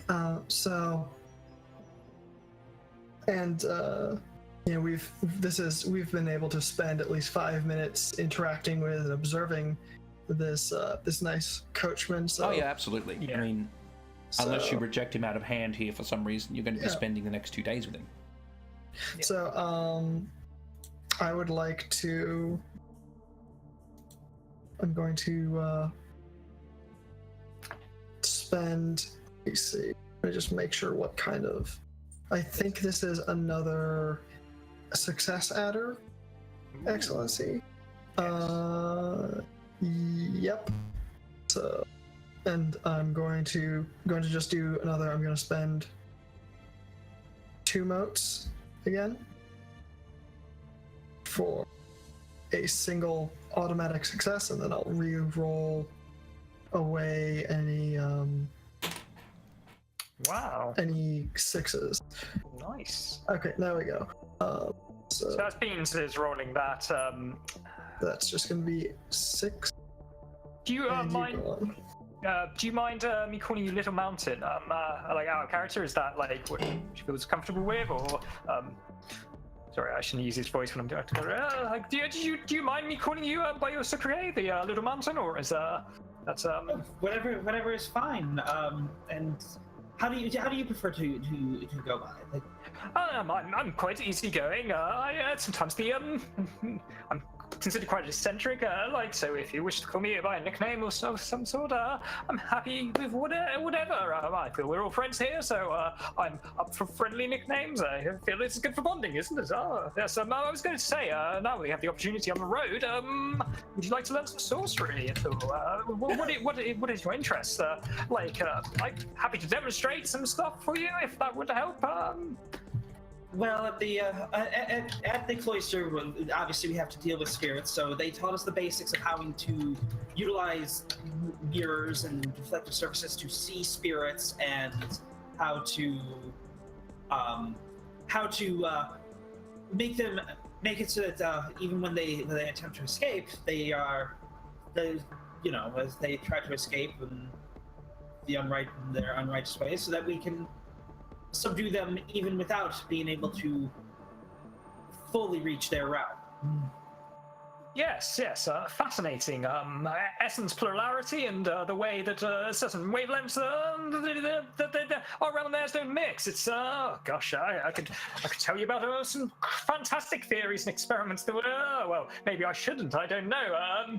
Some of these things aren't meant to be put around there, but it's fascinating. I find myself that sometimes I waffle on about these things all day and night. No, it's quite all right. I'm deeply interested. But have you learned a technique to detect the distorting patterns that manifest in the essence flows when spirits and demons are around in your vicinity? Oh, I have not. Beyond, like I said, simply having access to a reflective surface, I've no means of just knowing any presence or anything like that. Yeah, so one of the things I have been a secret wind of revelation. It's a marvelous technique. Whenever a demon or a ghost is or whenever even a demoralized entity comes within my vicinity, I will be informed by the essence flows, and I can then try and localize the source of the disturbance, which obviously in both our line of works is quite a useful thing to have in our arsenal against malevolent beings or even benign ones that have been misguided. I am sure that sometimes you come across well-meaning spirits that just need a little bit of tutelage and guidance in their matters. Oh, absolutely, and yes, absolutely. I would very much love to. I would very much love to learn more about that. I noticed earlier you were commenting on martial prowess. I was curious. What at the heptagram, did they teach you any forms of how to defend yourself? Obviously, as you deal with spirits and such at the heptagram study, do they teach you any means of protecting yourself in case any go awry or anything? Oh, it's not my first spell that I'm more familiar with, but I have been dabbling with bringing the fire of one's heart to guard oneself. It forms a manifestation of a sword-like protector that stays with me as always like a spiritual type familiar might do, and it deflects the attacks of any enemies coming near me. It's quite a useful defensive thing. I find that you can never be too careful, like you say, and if an enemy gets too close, it will burn them with the righteous fire of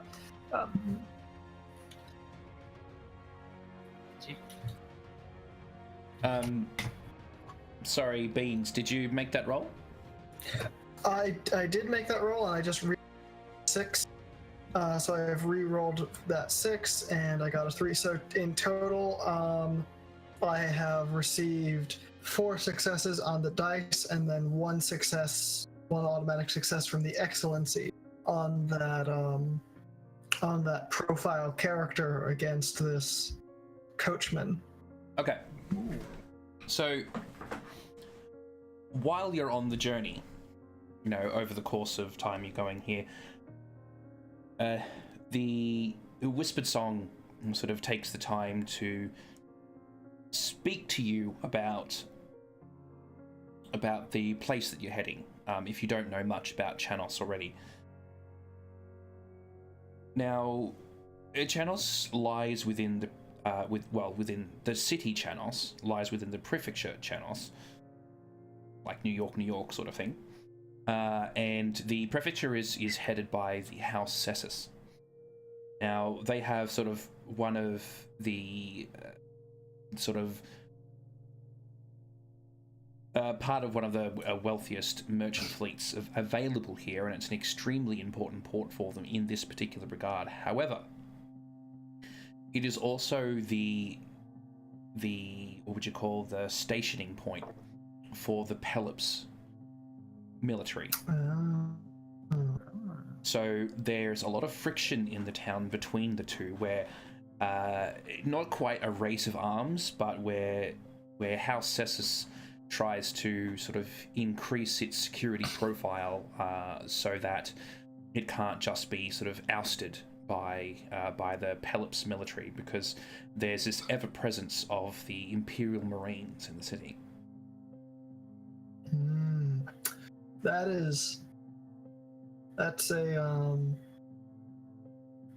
very good to know, because whenever when there's two houses that bump up against each other. Sparks tend to fly. Although, did I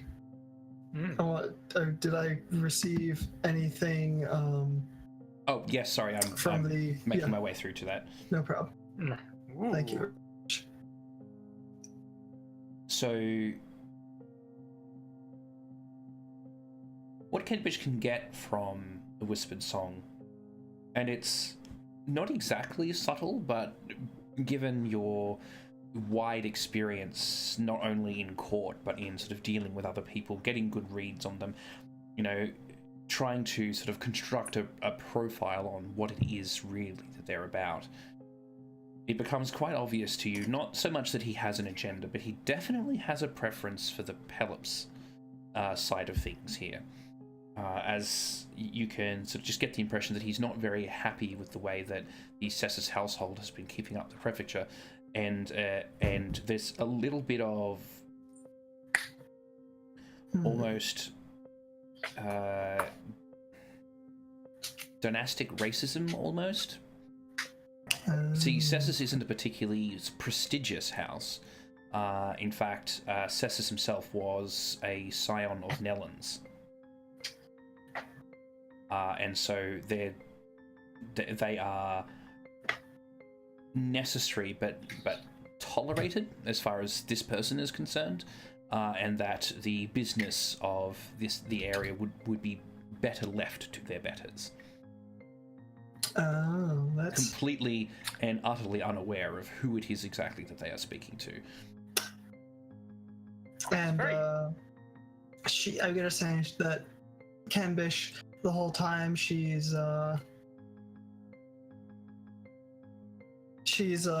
listens, and with a quiet smile and kind of what during all these chats is just kind of like and asking about and she gets this information by sort of asking, oh, how do you feel about that, and she watches the way he reacts. I have a thing that she will say or do near the, basically like when they're getting off the coach for the last time, but unless anyone else has things they want to do in the meantime. One last thing, when it comes to coach, picking up that, obviously this person was, I imagine, in earshot talking about Nellans and, Cessus. Are we all picking up on that, or is it just only... Well, the things he says are quite open and blatant. Okay, fantastic. They're taking our jobs! I'm going to, in High Realm, crack a joke. Ooh. And see if I can solicit a laugh from them, which may answer some suspicions that I've been working on. Oh, that's...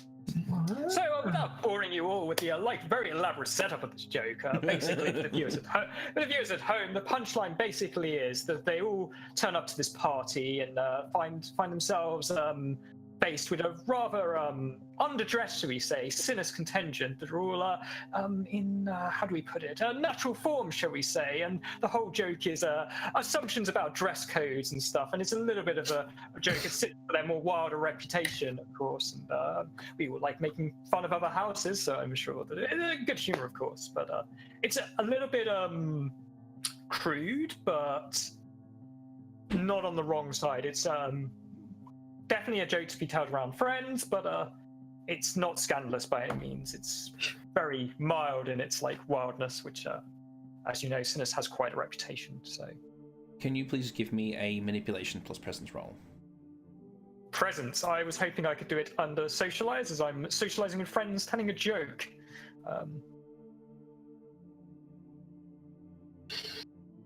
No, presence.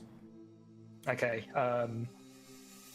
Cool, I'll just roll 2 dice. Do I get any stunt dice for that? Yes, you get 2 points. Ooh, Nice. Cool. lovely. And I will put the willpower into that, so... For those viewers at home who aren't quite aware, in the Exalted 3rd Edition system, there is a a system in place to try and promote sort of interesting dialogue and sort of and interesting descriptions as well. And so you can get stunt bonuses if the storyteller, i.e., he is particularly fascinated by what it is that you have just done. A 1-point stunt gives you an extra 2 dice, making you more likely to succeed. A 2-point stunt gives you 2 extra dice, an extra success, and a point of temporary willpower, which you can spend to do other things with, which again increases your chances of success. And then a 3-point stunt gives you 2 dice, 2 successes, and 2 points of willpower. So in this particular case... Sorry? That is 4 successes. Yes. Do you have double 7s? No, but I put a willpower point into it and my stunt. Oh, right, yes, of course. So... Yes, a whispered song cannot help but stifle the snigger. Ooh. Boom, boom. Obviously being socialite, I won't draw attention to that, and we will continue on normal. You do have a quick layover in another village on your way in through to Chanos. Was there anything you'd like to discuss privately between yourselves, given the new information you've garnered? Yes, I imagine we'll retire to one of our rooms for evening drink and discuss our business plans.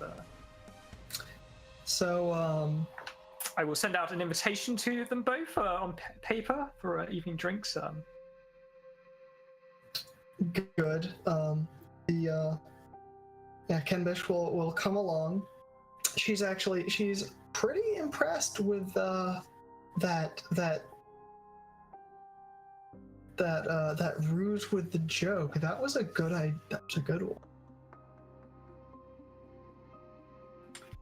one. So yeah, she comes along.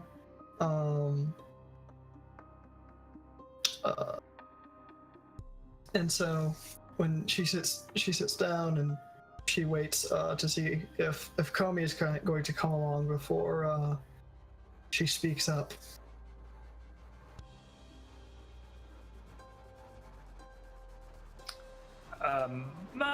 Who would like to take the floor, shall we say, discussing this? Well, I have a few points. First of all, like I said, that wonderfully ribald joke about the Sinis party. First of all, classic.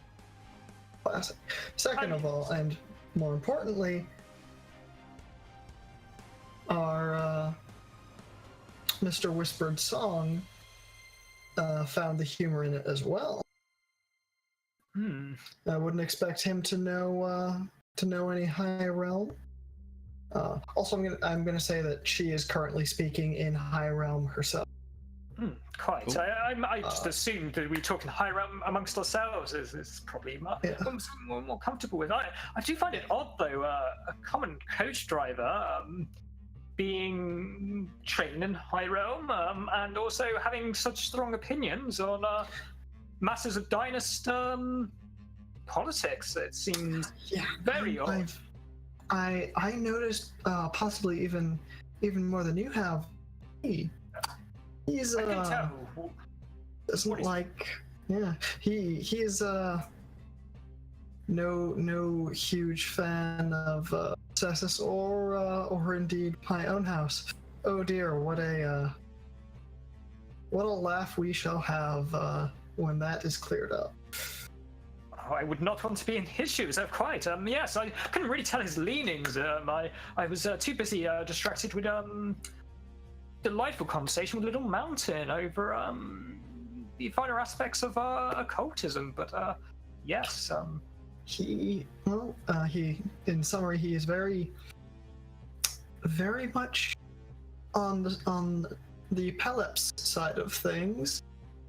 Not, like I said, no big fan of Cessus, no big fan of other houses that can't claim the Peleps, shall we say, glory. May I make a quite crude, and I warn you now, quite a scandalous suggestion that might elicit a few eyebrows, but I hope you'll hear me out, if I may. I'm sure I've heard worse now. I suggest that we enlist the aid of a Nirma, a demon, and use it in a plan to seduce the man. He clearly has an inclination for crude humor, and I imagine that perhaps may fall.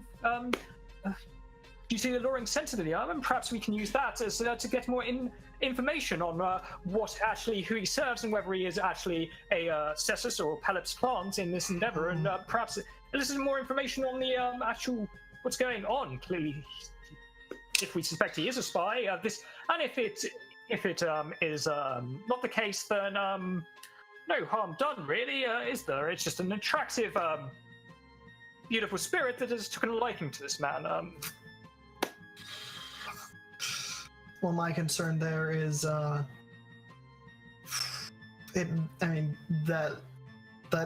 is an entire demon, such that Oh, I mean, I don't mean. I feel like he feel like Unbound, of course, will be under my control, and of course I would insist on you all being present. So if the summoning goes wrong, that we can dispatch of it due haste. I mean, I'm not reckless in these endeavors. The Heptagram does teach us common sense when it comes to these matters, and I do have. Oh no, that's not my concern. I have no qualms about your ability to. I feel like that might be tipping our hand a bit too much. I don't think, because I mean, if we whip out a demon, you know, but there goes the fiction that we don't know what he's up. I feel like if we don't come off as knowing what he's up to, we might be able to get more out of him. I could also ask the Nirma to remain immaterial and follow the man and spy on it and report back any unusual acts of it. In fact, you could probably write some suspicious things that you expect they might do, and that will help her in their activities. It's just a suggestion. I mean, these demons are quite flexible in their things, but of course, like, you're right about tipping us hands, and I'm quite unsettled. You may not have noticed this, but I tend to speak my mind and be quite open about my ideas. So.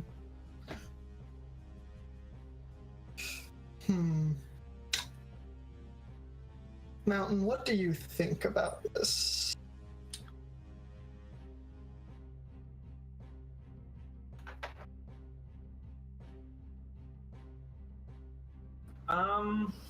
Well,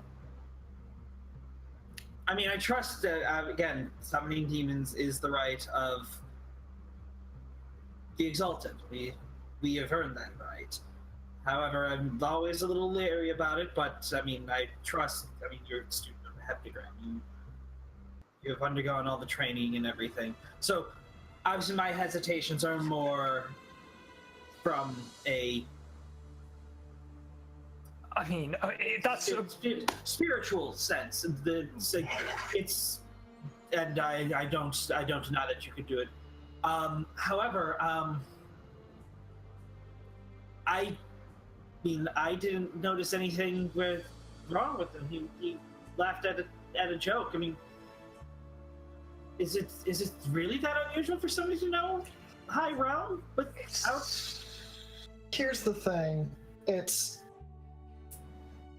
If we had spoken a command in High Realm and he had answered it, that wouldn't be terribly unusual. You might expect someone who serves, well, even though he probably doesn't serve that many Dynasts, it could be understandable for someone to pick up a few words, especially given that Low Realm is simply a derivative of High Realm.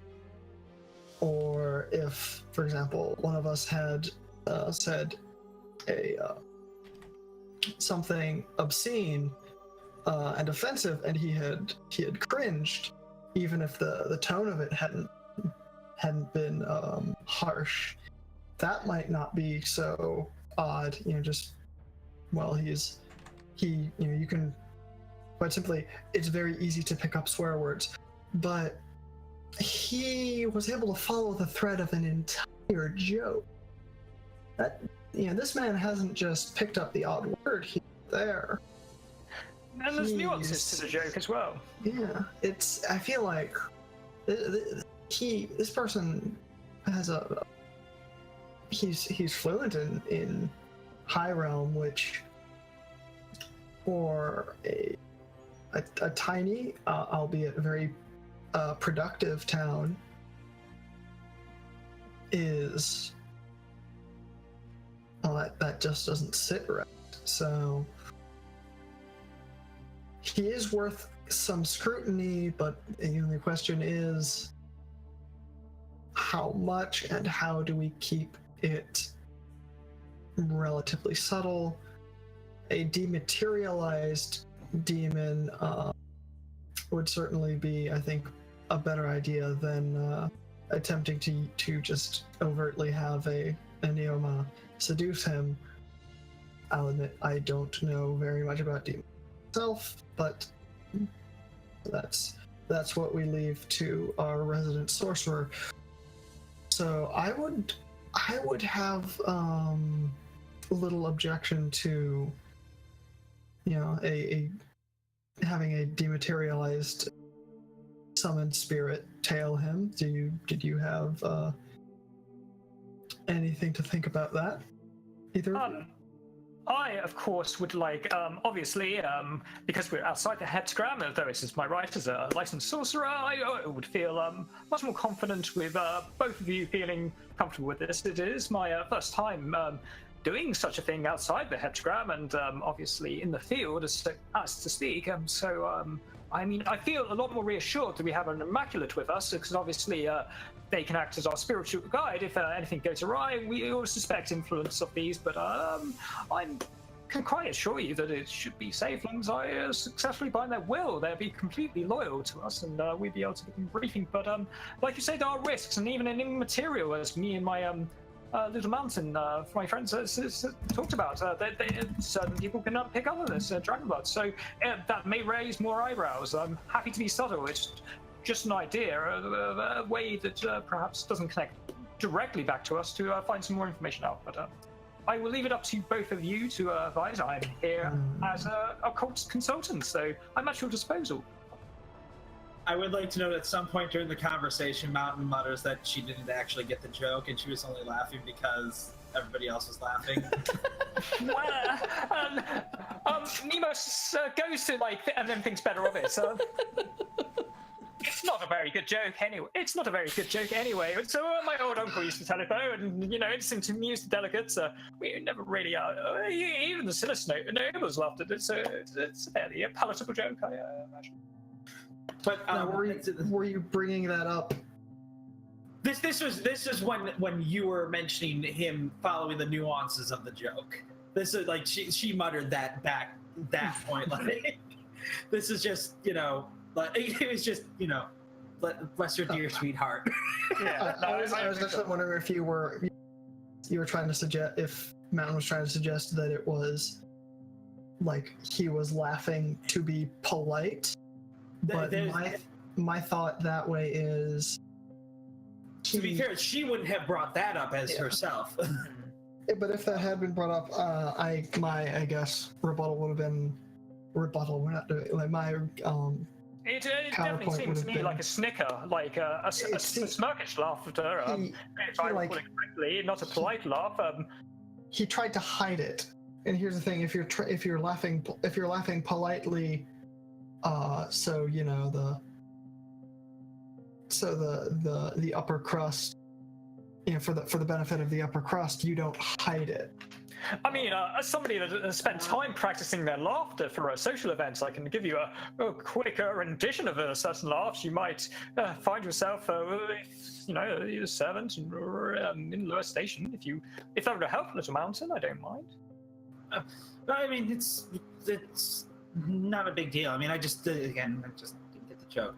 That's. I mean, it's matter at hand. Let's get the matter at hand with the demon. Like again, I am okay with it. And again, if anything goes wrong, I mean, there are three of us.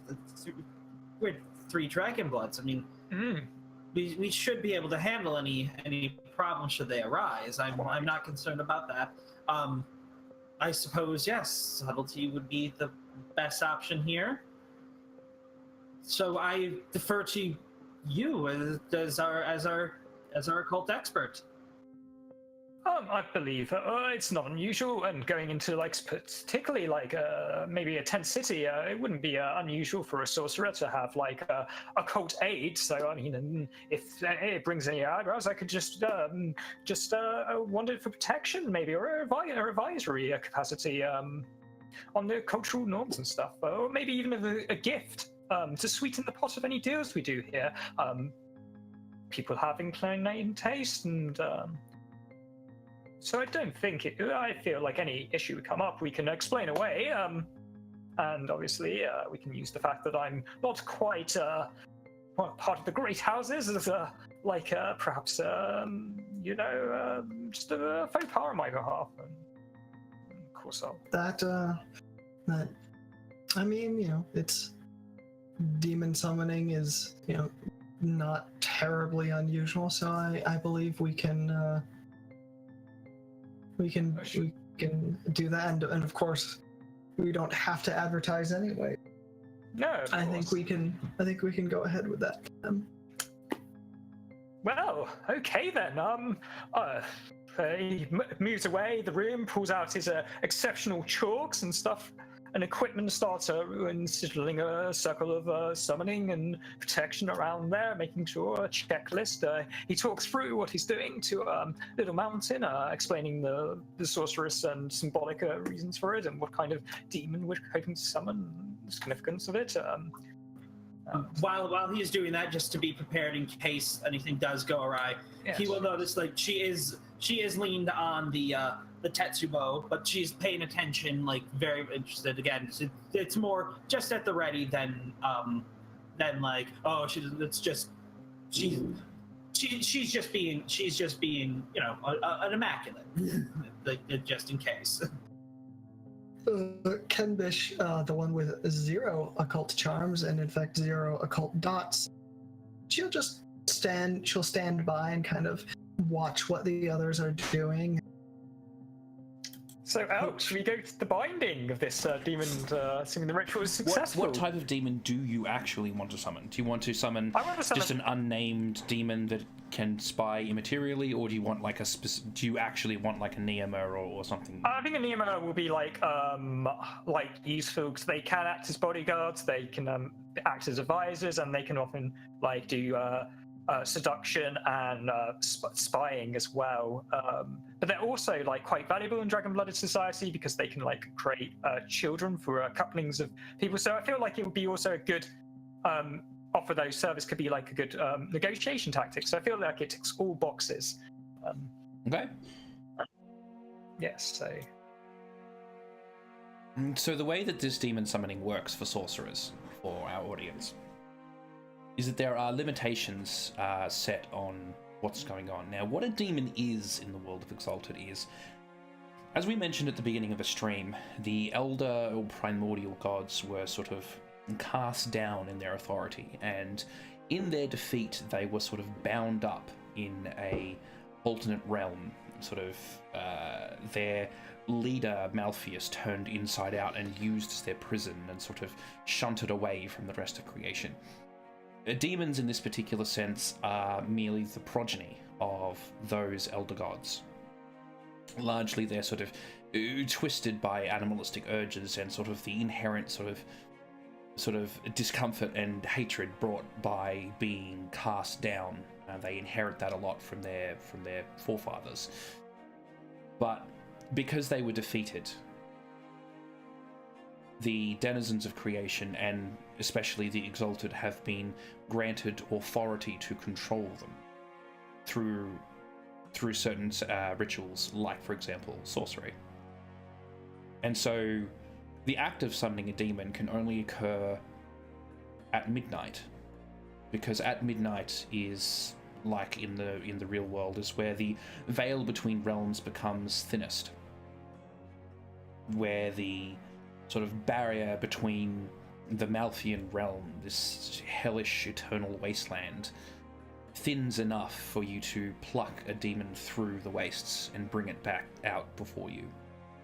Now what the sorcerer will need to do is not only summon the demon here, but also try to bind it to its will.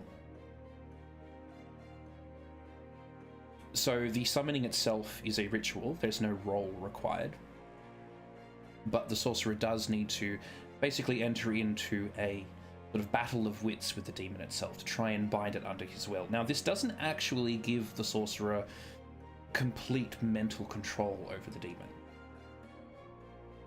It binds the demon into an oath of service. Now, that oath of service runs strong in the demon, but it doesn't dictate their every action.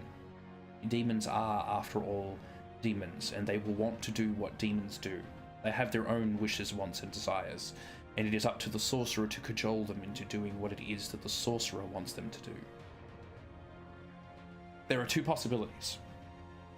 Either the sorcerer can bind them into a task, in which case the demon will perform that task until such time as the task is completed, and at which point they will return to Malpheus. Or the sorcerer can request their service, in which case the demon is bound to serve the sorcerer, provided the sorcerer can control them properly, for 1 year and 1 day.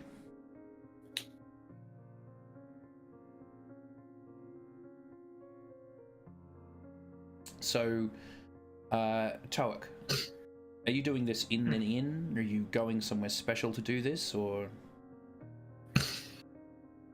I'll just do it here. Like, I was thinking of doing it in our how much of like privacy does our room like afford us, or is there any like I've got my mapping of the area and geography. I mean I plan that ahead. Is there a site that you think would be more suitable than the inn? I mean, you could just do it in your room, but mechanically you'll leave behind traces of what you've done unless you specifically try to hide it. Oh yeah, I mean yeah. Keep in mind that summoning demons isn't like illegal or anything like that, but you are considered responsible for the actions of any demons that you do summon. That you know. Yes. If they do anything wrong, it's on your head. I know. Yeah.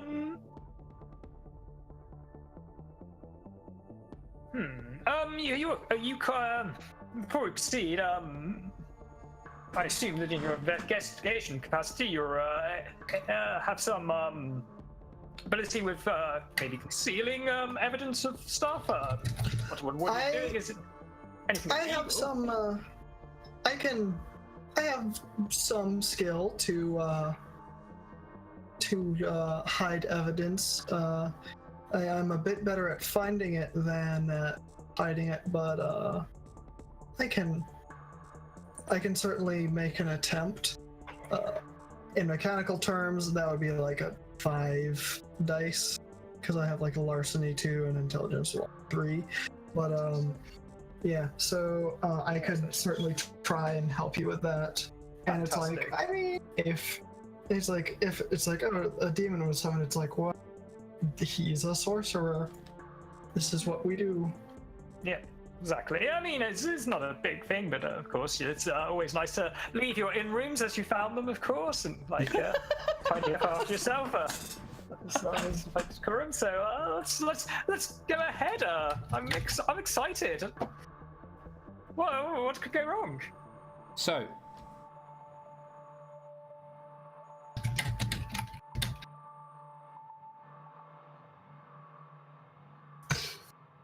in Immaculate Philosophy, it was Dynast, the Immaculate Dragon of Water, who sealed the anathema away deep under the ocean and locked them in the underworld such that they could no longer harass the populace of creation. Alas, the demons, being as wily and powerful as they were, having stolen power from he on high, some of them have managed to occasionally escape such bindings. And so in this ritual, it calls upon Dynast to thin the veil at the height of midnight, the exact center. The cresting wave that swallows, etched out on your in-room floor. The 8 pivotal points marked by candles lit. As you make a minor blood sacrifice and sort of smear it into the center of the circle. And step back, linking hands with your kin. And pressing the sorcerous energies of the world around you down into the sigil itself. Anyone partaking in this ritual, there is a darkening outside. The moon in its full state, cast over by a shadow. It affects no one but you. No one else can see this going on, but you, partaking in this ritual, see the moon covered over in dark shadow, plunging the room into darkness except for those candles that you have lit. The guarding, watered stance of hashish. The candles that light the darkness.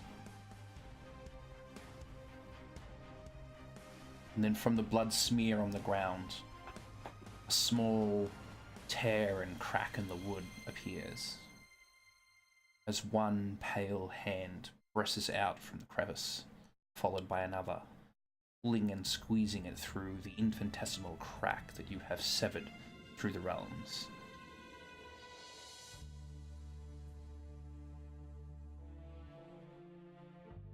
As the Neema lifts itself from this space, the crack still open beneath it.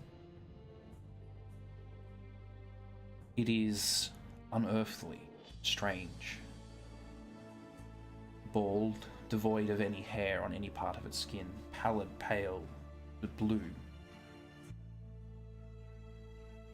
Deep-set black eyes that sort of cover over it. There are no pupils, it's just this full black eyes as it stares into you.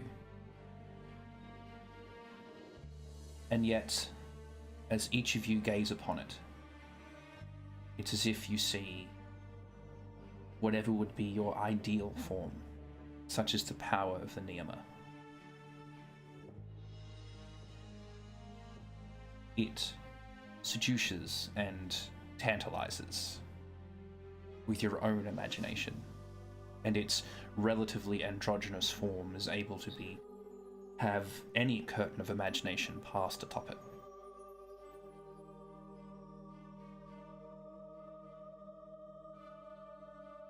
And then it locks eyes with Toak, and the battle of wills begins. In Old Realm,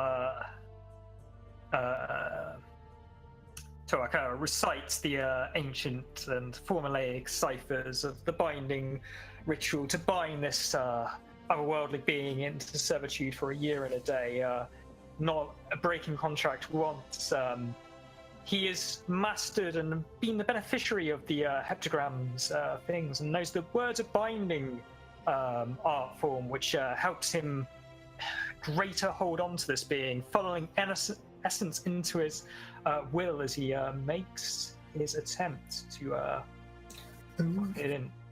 Once he's recited the words of binding, and he knows that it will take some time for those words to solidify and wrap around, and before he knows, he drops to a more conversational tone to distract the Neema from any inclination of resistance. It's still an Old Realm. He will go. I am Neema's son, and you're going to serve me for a year and a day, but I will be a kind master. I will allow you some other interests, as long as they don't cause trouble on creation. So this could be a very mutually beneficial arrangement, as long as you don't fight it, and maybe open to other such arrangements down the future. So it's in your best interest, you see, to come quietly now. I'll give you a 1 point turn. Fantastic. I'm going to use my max, so that's 6 personal essence. My occult, which adds dice and lets me reroll. If I get a 10, I reroll a non-1, and so that should be a total of.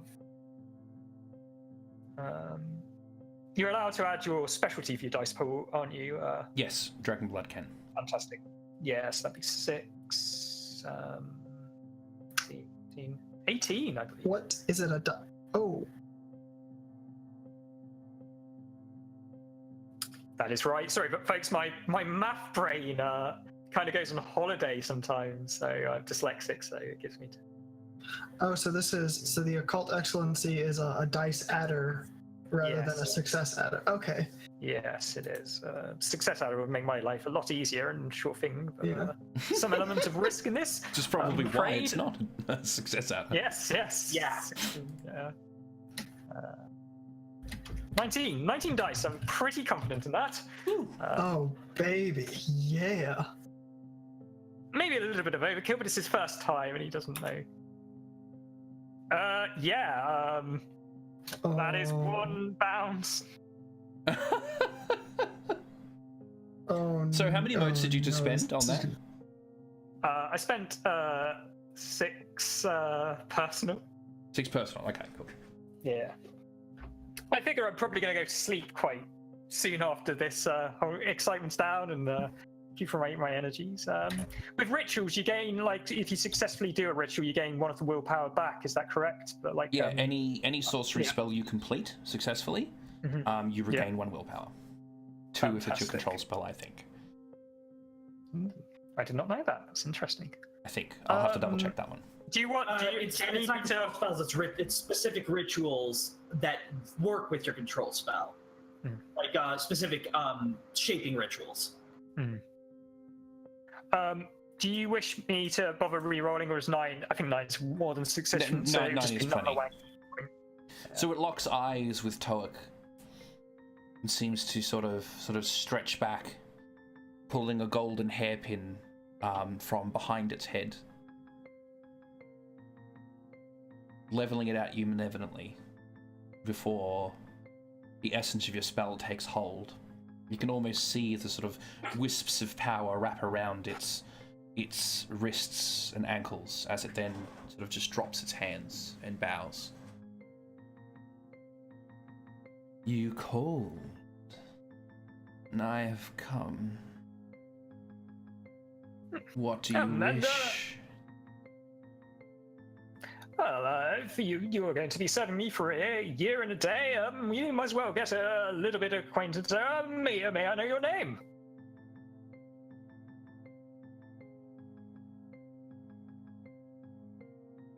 So, as a sorcerer, you would probably know that most demons don't actually have names. Oh, okay. Unless, I wasn't sure. Unless they're like specifically high-profile demons, they don't have names. They are just fodder, grass, ants, drones. It could be my misunderstanding, but previous editions, like if you found like the although they don't have like names as humans, they have like a almost and you can obviously overrule as the GM. A sorcerer is sort of like distinctionness, like their ID, which sorcerer can specific demons know, so they can resummon them if needs be a specific demon they're familiar with. I don't know if you're continuing that trend on. Often like kind of like a true name, if you're familiar with that kind of concept. But if that's not in keeping with the 3rd edition and its setting, of course, then I'm happy to waive that misconception. Obviously, I'm very new to this, and not everything he's researches bears out. It's true.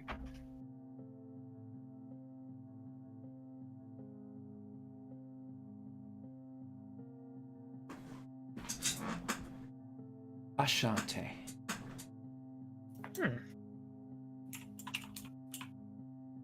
Yes, screws that down.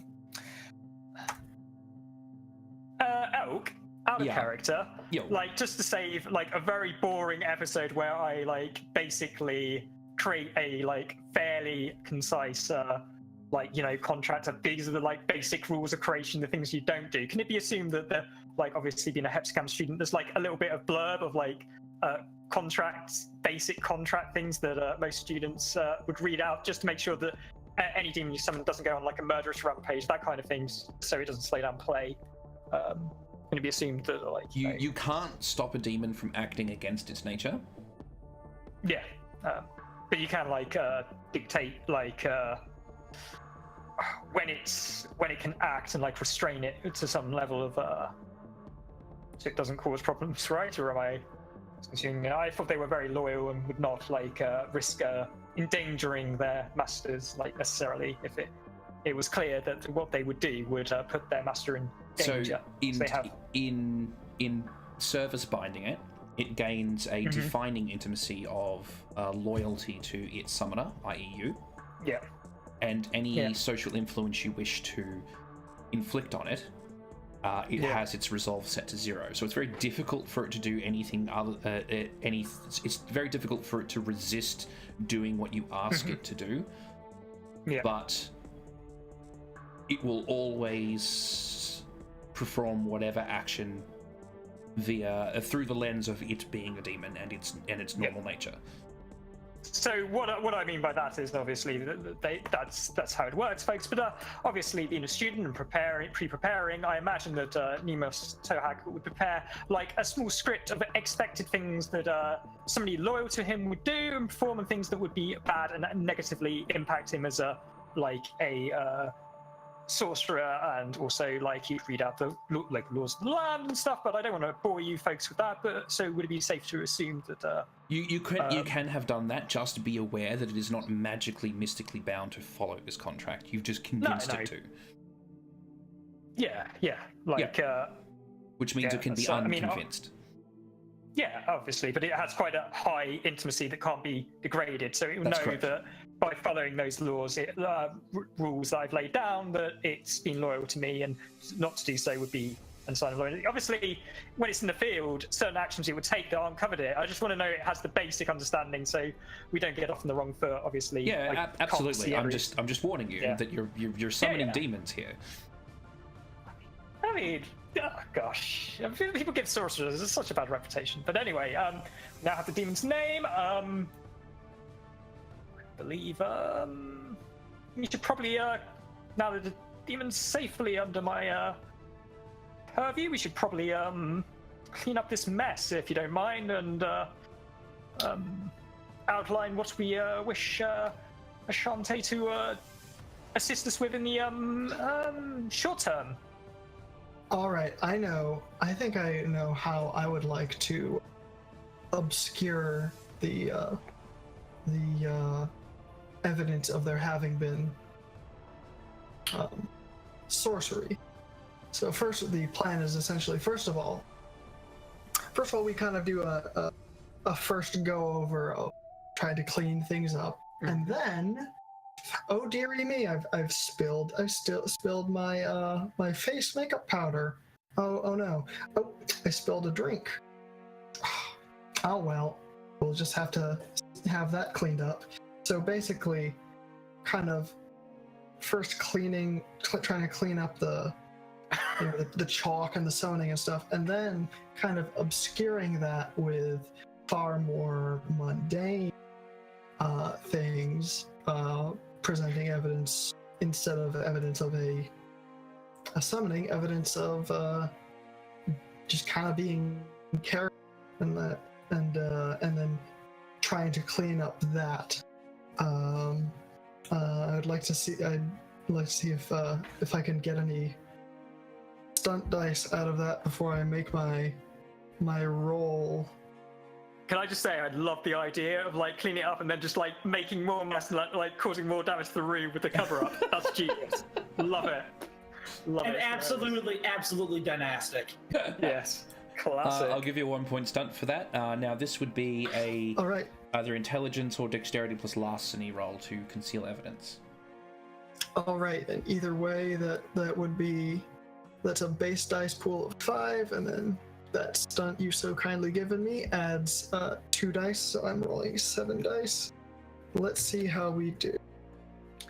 Actually, you know what? Does a willpower just add a success? Yep. Mm-hmm. You know what? I'm gonna spend a willpower. So I'm gonna roll and I'll mark that up. So we've got 1 success already going in. So, as you can see, Little Mountain, that's sorcery. You got any questions? I'm sure Shantae wouldn't mind answering them. And obviously, I have a few questions myself about it. At the moment, no, it was fascinating, but I'm sure something will pop into my head when during our journeys. Ooh, some nice successes by Beans there, folks. Yes, so that's if you count the automatic success from the willpower, that's a total of 5. Thanks for the 10 doubling. Okay. Now, essentially what this has done mechanically is if anyone comes into this room and tries to investigate what's happening, this has set the difficulty for their role to overcome. So, Kenbish is able to sort of conceal... is there any particular orders you're going to give Ashante right now, or...? I was gonna wait, I'm...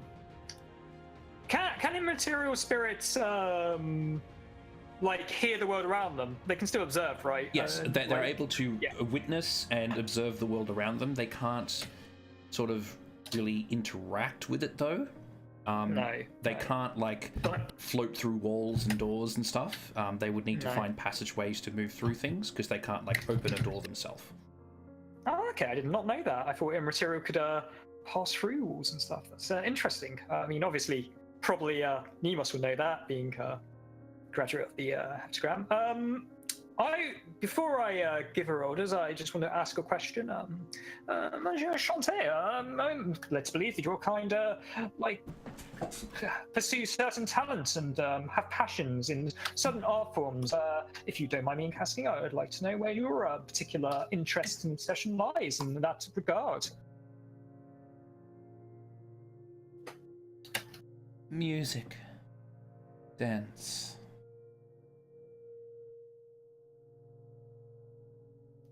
Oh, well, fantastic. I'm not very well versed at that myself, but I will endeavor to find you examples of such works and stuff so you can continue your pursuits when I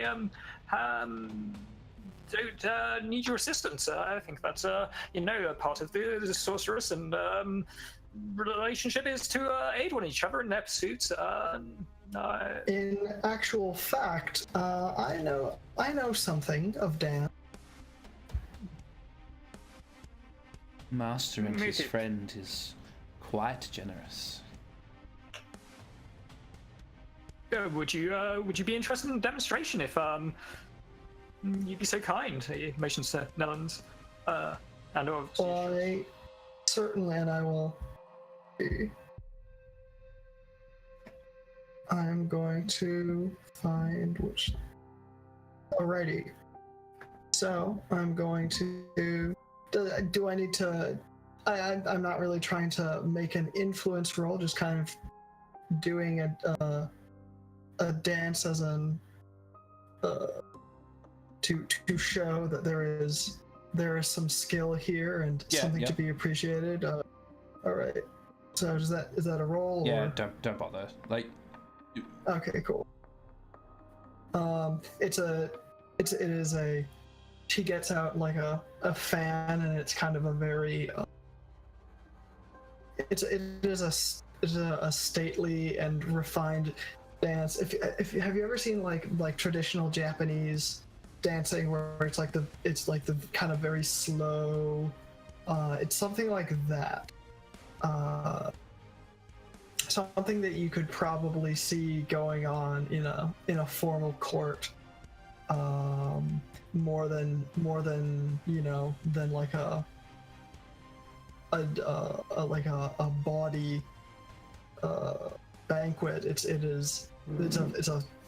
one of those types, and she's got kind of a serious expression while she does it, and sort of kind of almost gets lost in it, like it's a trance, and it's just kind of her and the fan. And then after a while, she kind of closes the fan, puts it back in her sleeve, and is like, and there we are. Marvelous. That was an exquisite performance. Thank you. I most enjoyed that. Thank you very much.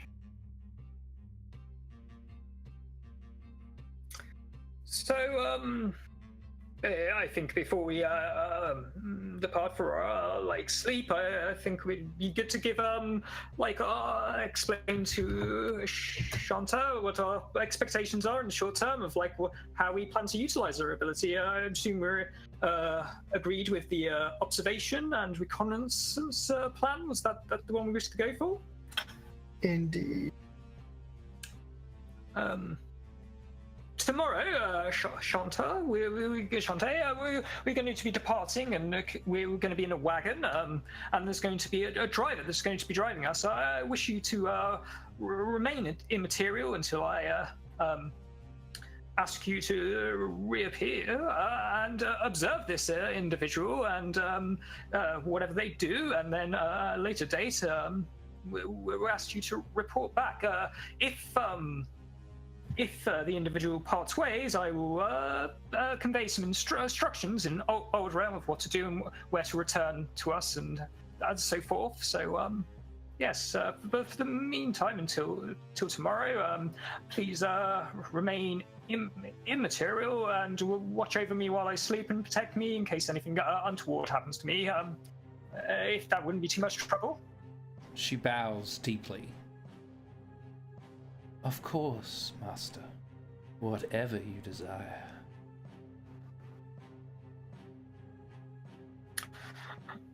He almost pauses to himself and is like, and thinks to himself, this is kind of creepy. I don't know if I'll actually sleep too well. I probably will. I'm quite a sound sleeper. What else to do? And twice, and then he realizes that he still has guests in his room. Ladies, I believe the hour is quite late, and I do not wish any scandalous rumors coming around, so it's probably time for us all to retire, unless there's anything else you need from me. And Kembish is, she's ready to depart as well, and she wishes her companions and their new demon pal a restful night. She slips out to retire to her own room and get on that sleep, get back that point of willpower. Indeed.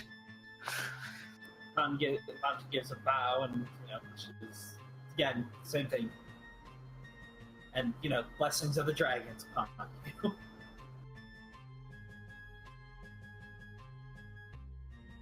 Well, I guess we see if we wake up in the morning. Do we wake up? No. Roll to set your alarm. No, you're all dead. Okay, oh, gosh. Now, Pluckett, you have summoned a Yes. Niyama. This is a mature channel, and it's going to try and ingratiate itself towards you. Are you okay with this? I am. I will say though that for reasons which Elk will be aware of, that he will not actually view this person in a romantic light. He's very much very committed to other parties. So, though obviously it's free to do this, that it will be rebuffed if that's quite okay with you, Elk. But you wish to play out the scene if you wish. Oh, that's right. It's just going to make a roll, and you're either going to have to just succeed against it, or you're going to have to spend willpower to rebuff it. Okay, quite. So, what is your standing resolve? My standing resolve is 3/4 because I have a specialty, and it's integrity promises to loved ones. Ooh, okay. So it sounds I like think this 4? will be probably very 4. Yes, It'll be yes. 4. I can also boost it with integrity. Integrity. Oh, I just need to know what the base was, because the Niyama gets bonus dice against you. Okay, cool. Okay. So as you're sort of heading off to bed, the Niyama sort of follows you into your room, and as you're sort of getting ready to set down, you, for a moment, you know, you forget that it's a demon, just for a moment, because it looks startlingly like that wonderful, loving, caring woman that you've left in someone else's care. And has used a social charm called seductive shape change.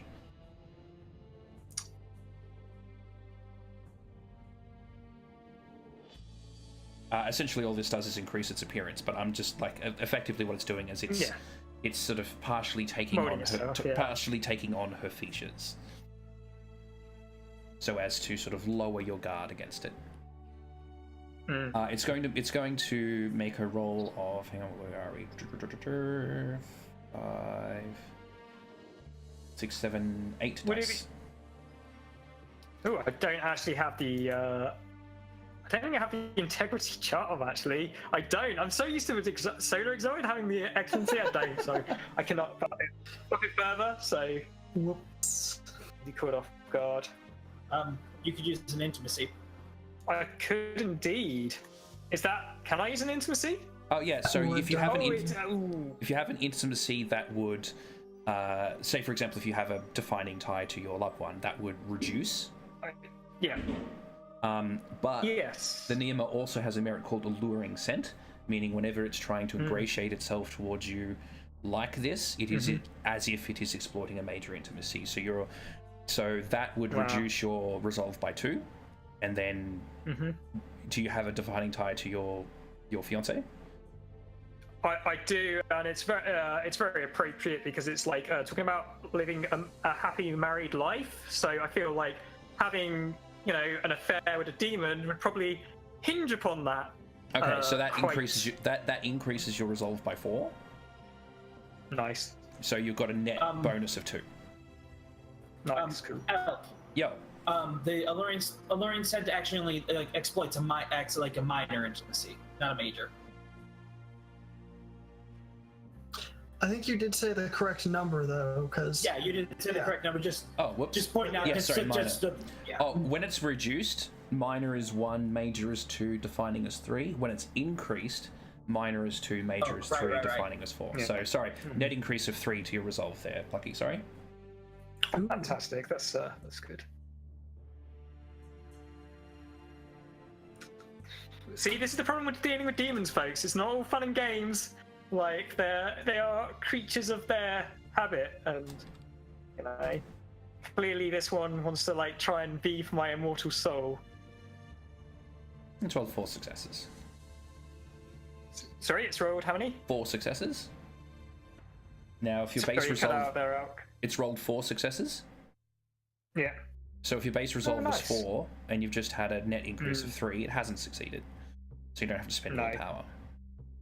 No, but he will be caught off guard by obviously the oh my, for a moment there I thought she was somebody else. Oh gosh, well then I guess we should settle in for the night. Thank you again for agreeing to this endeavor. I'm sure we'll have a very fruitful year and we will learn much from each other. Shall I be staying here?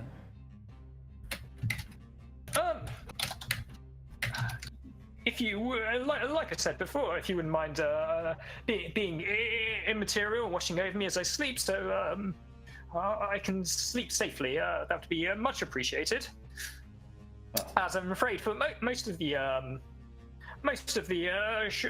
the short term, I imagine that will require some stealth on your part, and you being immaterial will be most aid in that, accomplishing that endeavor. But I assure you that you will take corporeal form at some stage. I'm not intending to keep you completely material for the whole year. That would be probably most unaccommodating me as a master. So, how would you sing and dance? Sighs and sort of just turns and says, "Master wishes," and sort of just starts to sort of pull down the clothes that she's wearing as if she was about to undress, but that sort of just serves to sort of dissolve her form as she sort of mists away into nothing, no longer in your sight. Oh dear, I hope I haven't upset him. Kind of like thinking he's alone, obviously. He's still very new to this. Oh, gosh, Girls are confusing, especially when they're from hell. yeah, quite. And then I'll retire for feeling. Okay. So with this night past, you will be coaching into Chanos the next day. Probably arrive sometime around midday. Fantastic. Very quickly, how much time do we have left with you, Kel and Beans? I think this might be best if we made this the wrapping up point for me. Okay. Seems like a good stopping point. Awesome. I mean, I'm fine with that. Like, like you said, I don't work in the mornings on the following day, so Okay. I'm more on being schedule. The Beans is comfortable. I'm good wrap to up. Yes. So have we managed to earn any of those sweet XP so far? Oh, you see, I haven't finished yet. Oh, I see. Oh, Yes. yes, of course. As the carriage sort of trundles down the paved pathway towards the great city of Chanos, it is as if a great wind constantly whips about the city, sort of being funneled down between the large buildings, between the walls. You can see many sort of flags carrying house mons of both the Cessus, Pelops, and the Imperial Mon itself, sort of flapping about upon the parapets surrounding the city. It opens out into a great bay, meaning that there is a lot of sort of salt spray sort of spreading about the city. Everything is sort of constantly in this slight state of wet. The spray sort of can sort of sting against your sort of the face and skin, and what was his name again? Sorry, Whispered Song pulls up into one of the more reputable inns in the city. People thronging the streets and moving about, not paying you too much mind, given that this is a important port, and some of the most of the realm's marines are stationed here if they're not sort of off on duty. The dragon-blooded aren't actually a rare sight here, and so you're not paid too much mind. Whispered Song drops you off and asks if you need him to stick around for a return journey, or if he is free to pursue other interests while he's here. I don't have an answer toward that. Do either of you, the other two of you?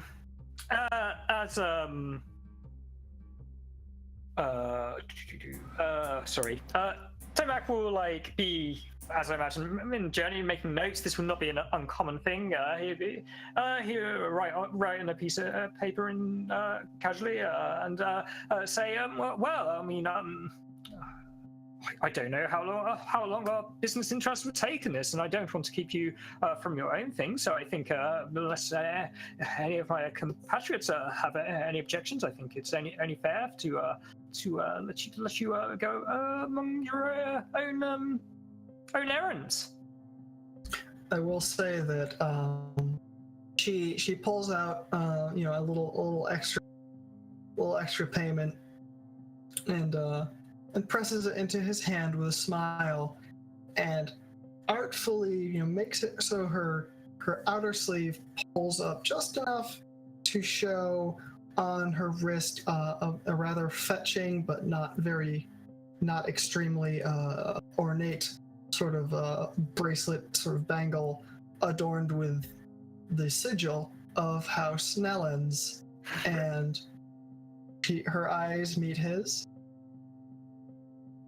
and she just kind of leaves him with the money and the of the things he said earlier. He lowers his head in shame, although doesn't say anything out loud. Elk, if I may, what I'm writing in the book is notes in Old Realm. For instructions for Ashante to, this is the individual, I want you to follow him. Is there outside, is there like a tree, like a landmark or something outside the gates, or most of the area around the city has been cleared away. There are lots of statues around the place, and I'll get into more detail when we pick up next time, so we don't take up too much time now. Is it okay to assume that I've given instructions for it to follow and like observe and like pay attention to what he's doing and like who he talks to and what he says, and then meet me back at this point, like some point tomorrow or something? Yeah, that's fine. What have you. Yeah, okay, cool. We'll go over the details later. So, Whispered Song sort of plops off with the horse and the carriage, the makeshift carriage, sort of leaving you behind here at the inn. About a 2 days journey from Chanos, on the private Venif estate of Jade. She's drawn a curtain across this little shrine, sort of sealing away the little bonsai tree that she's been offered.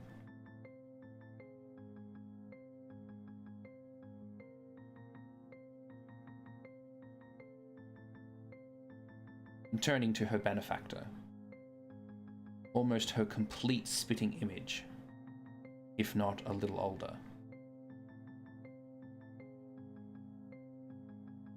But instead of those bright marbled green eyes, they are eyes of the deepest gold.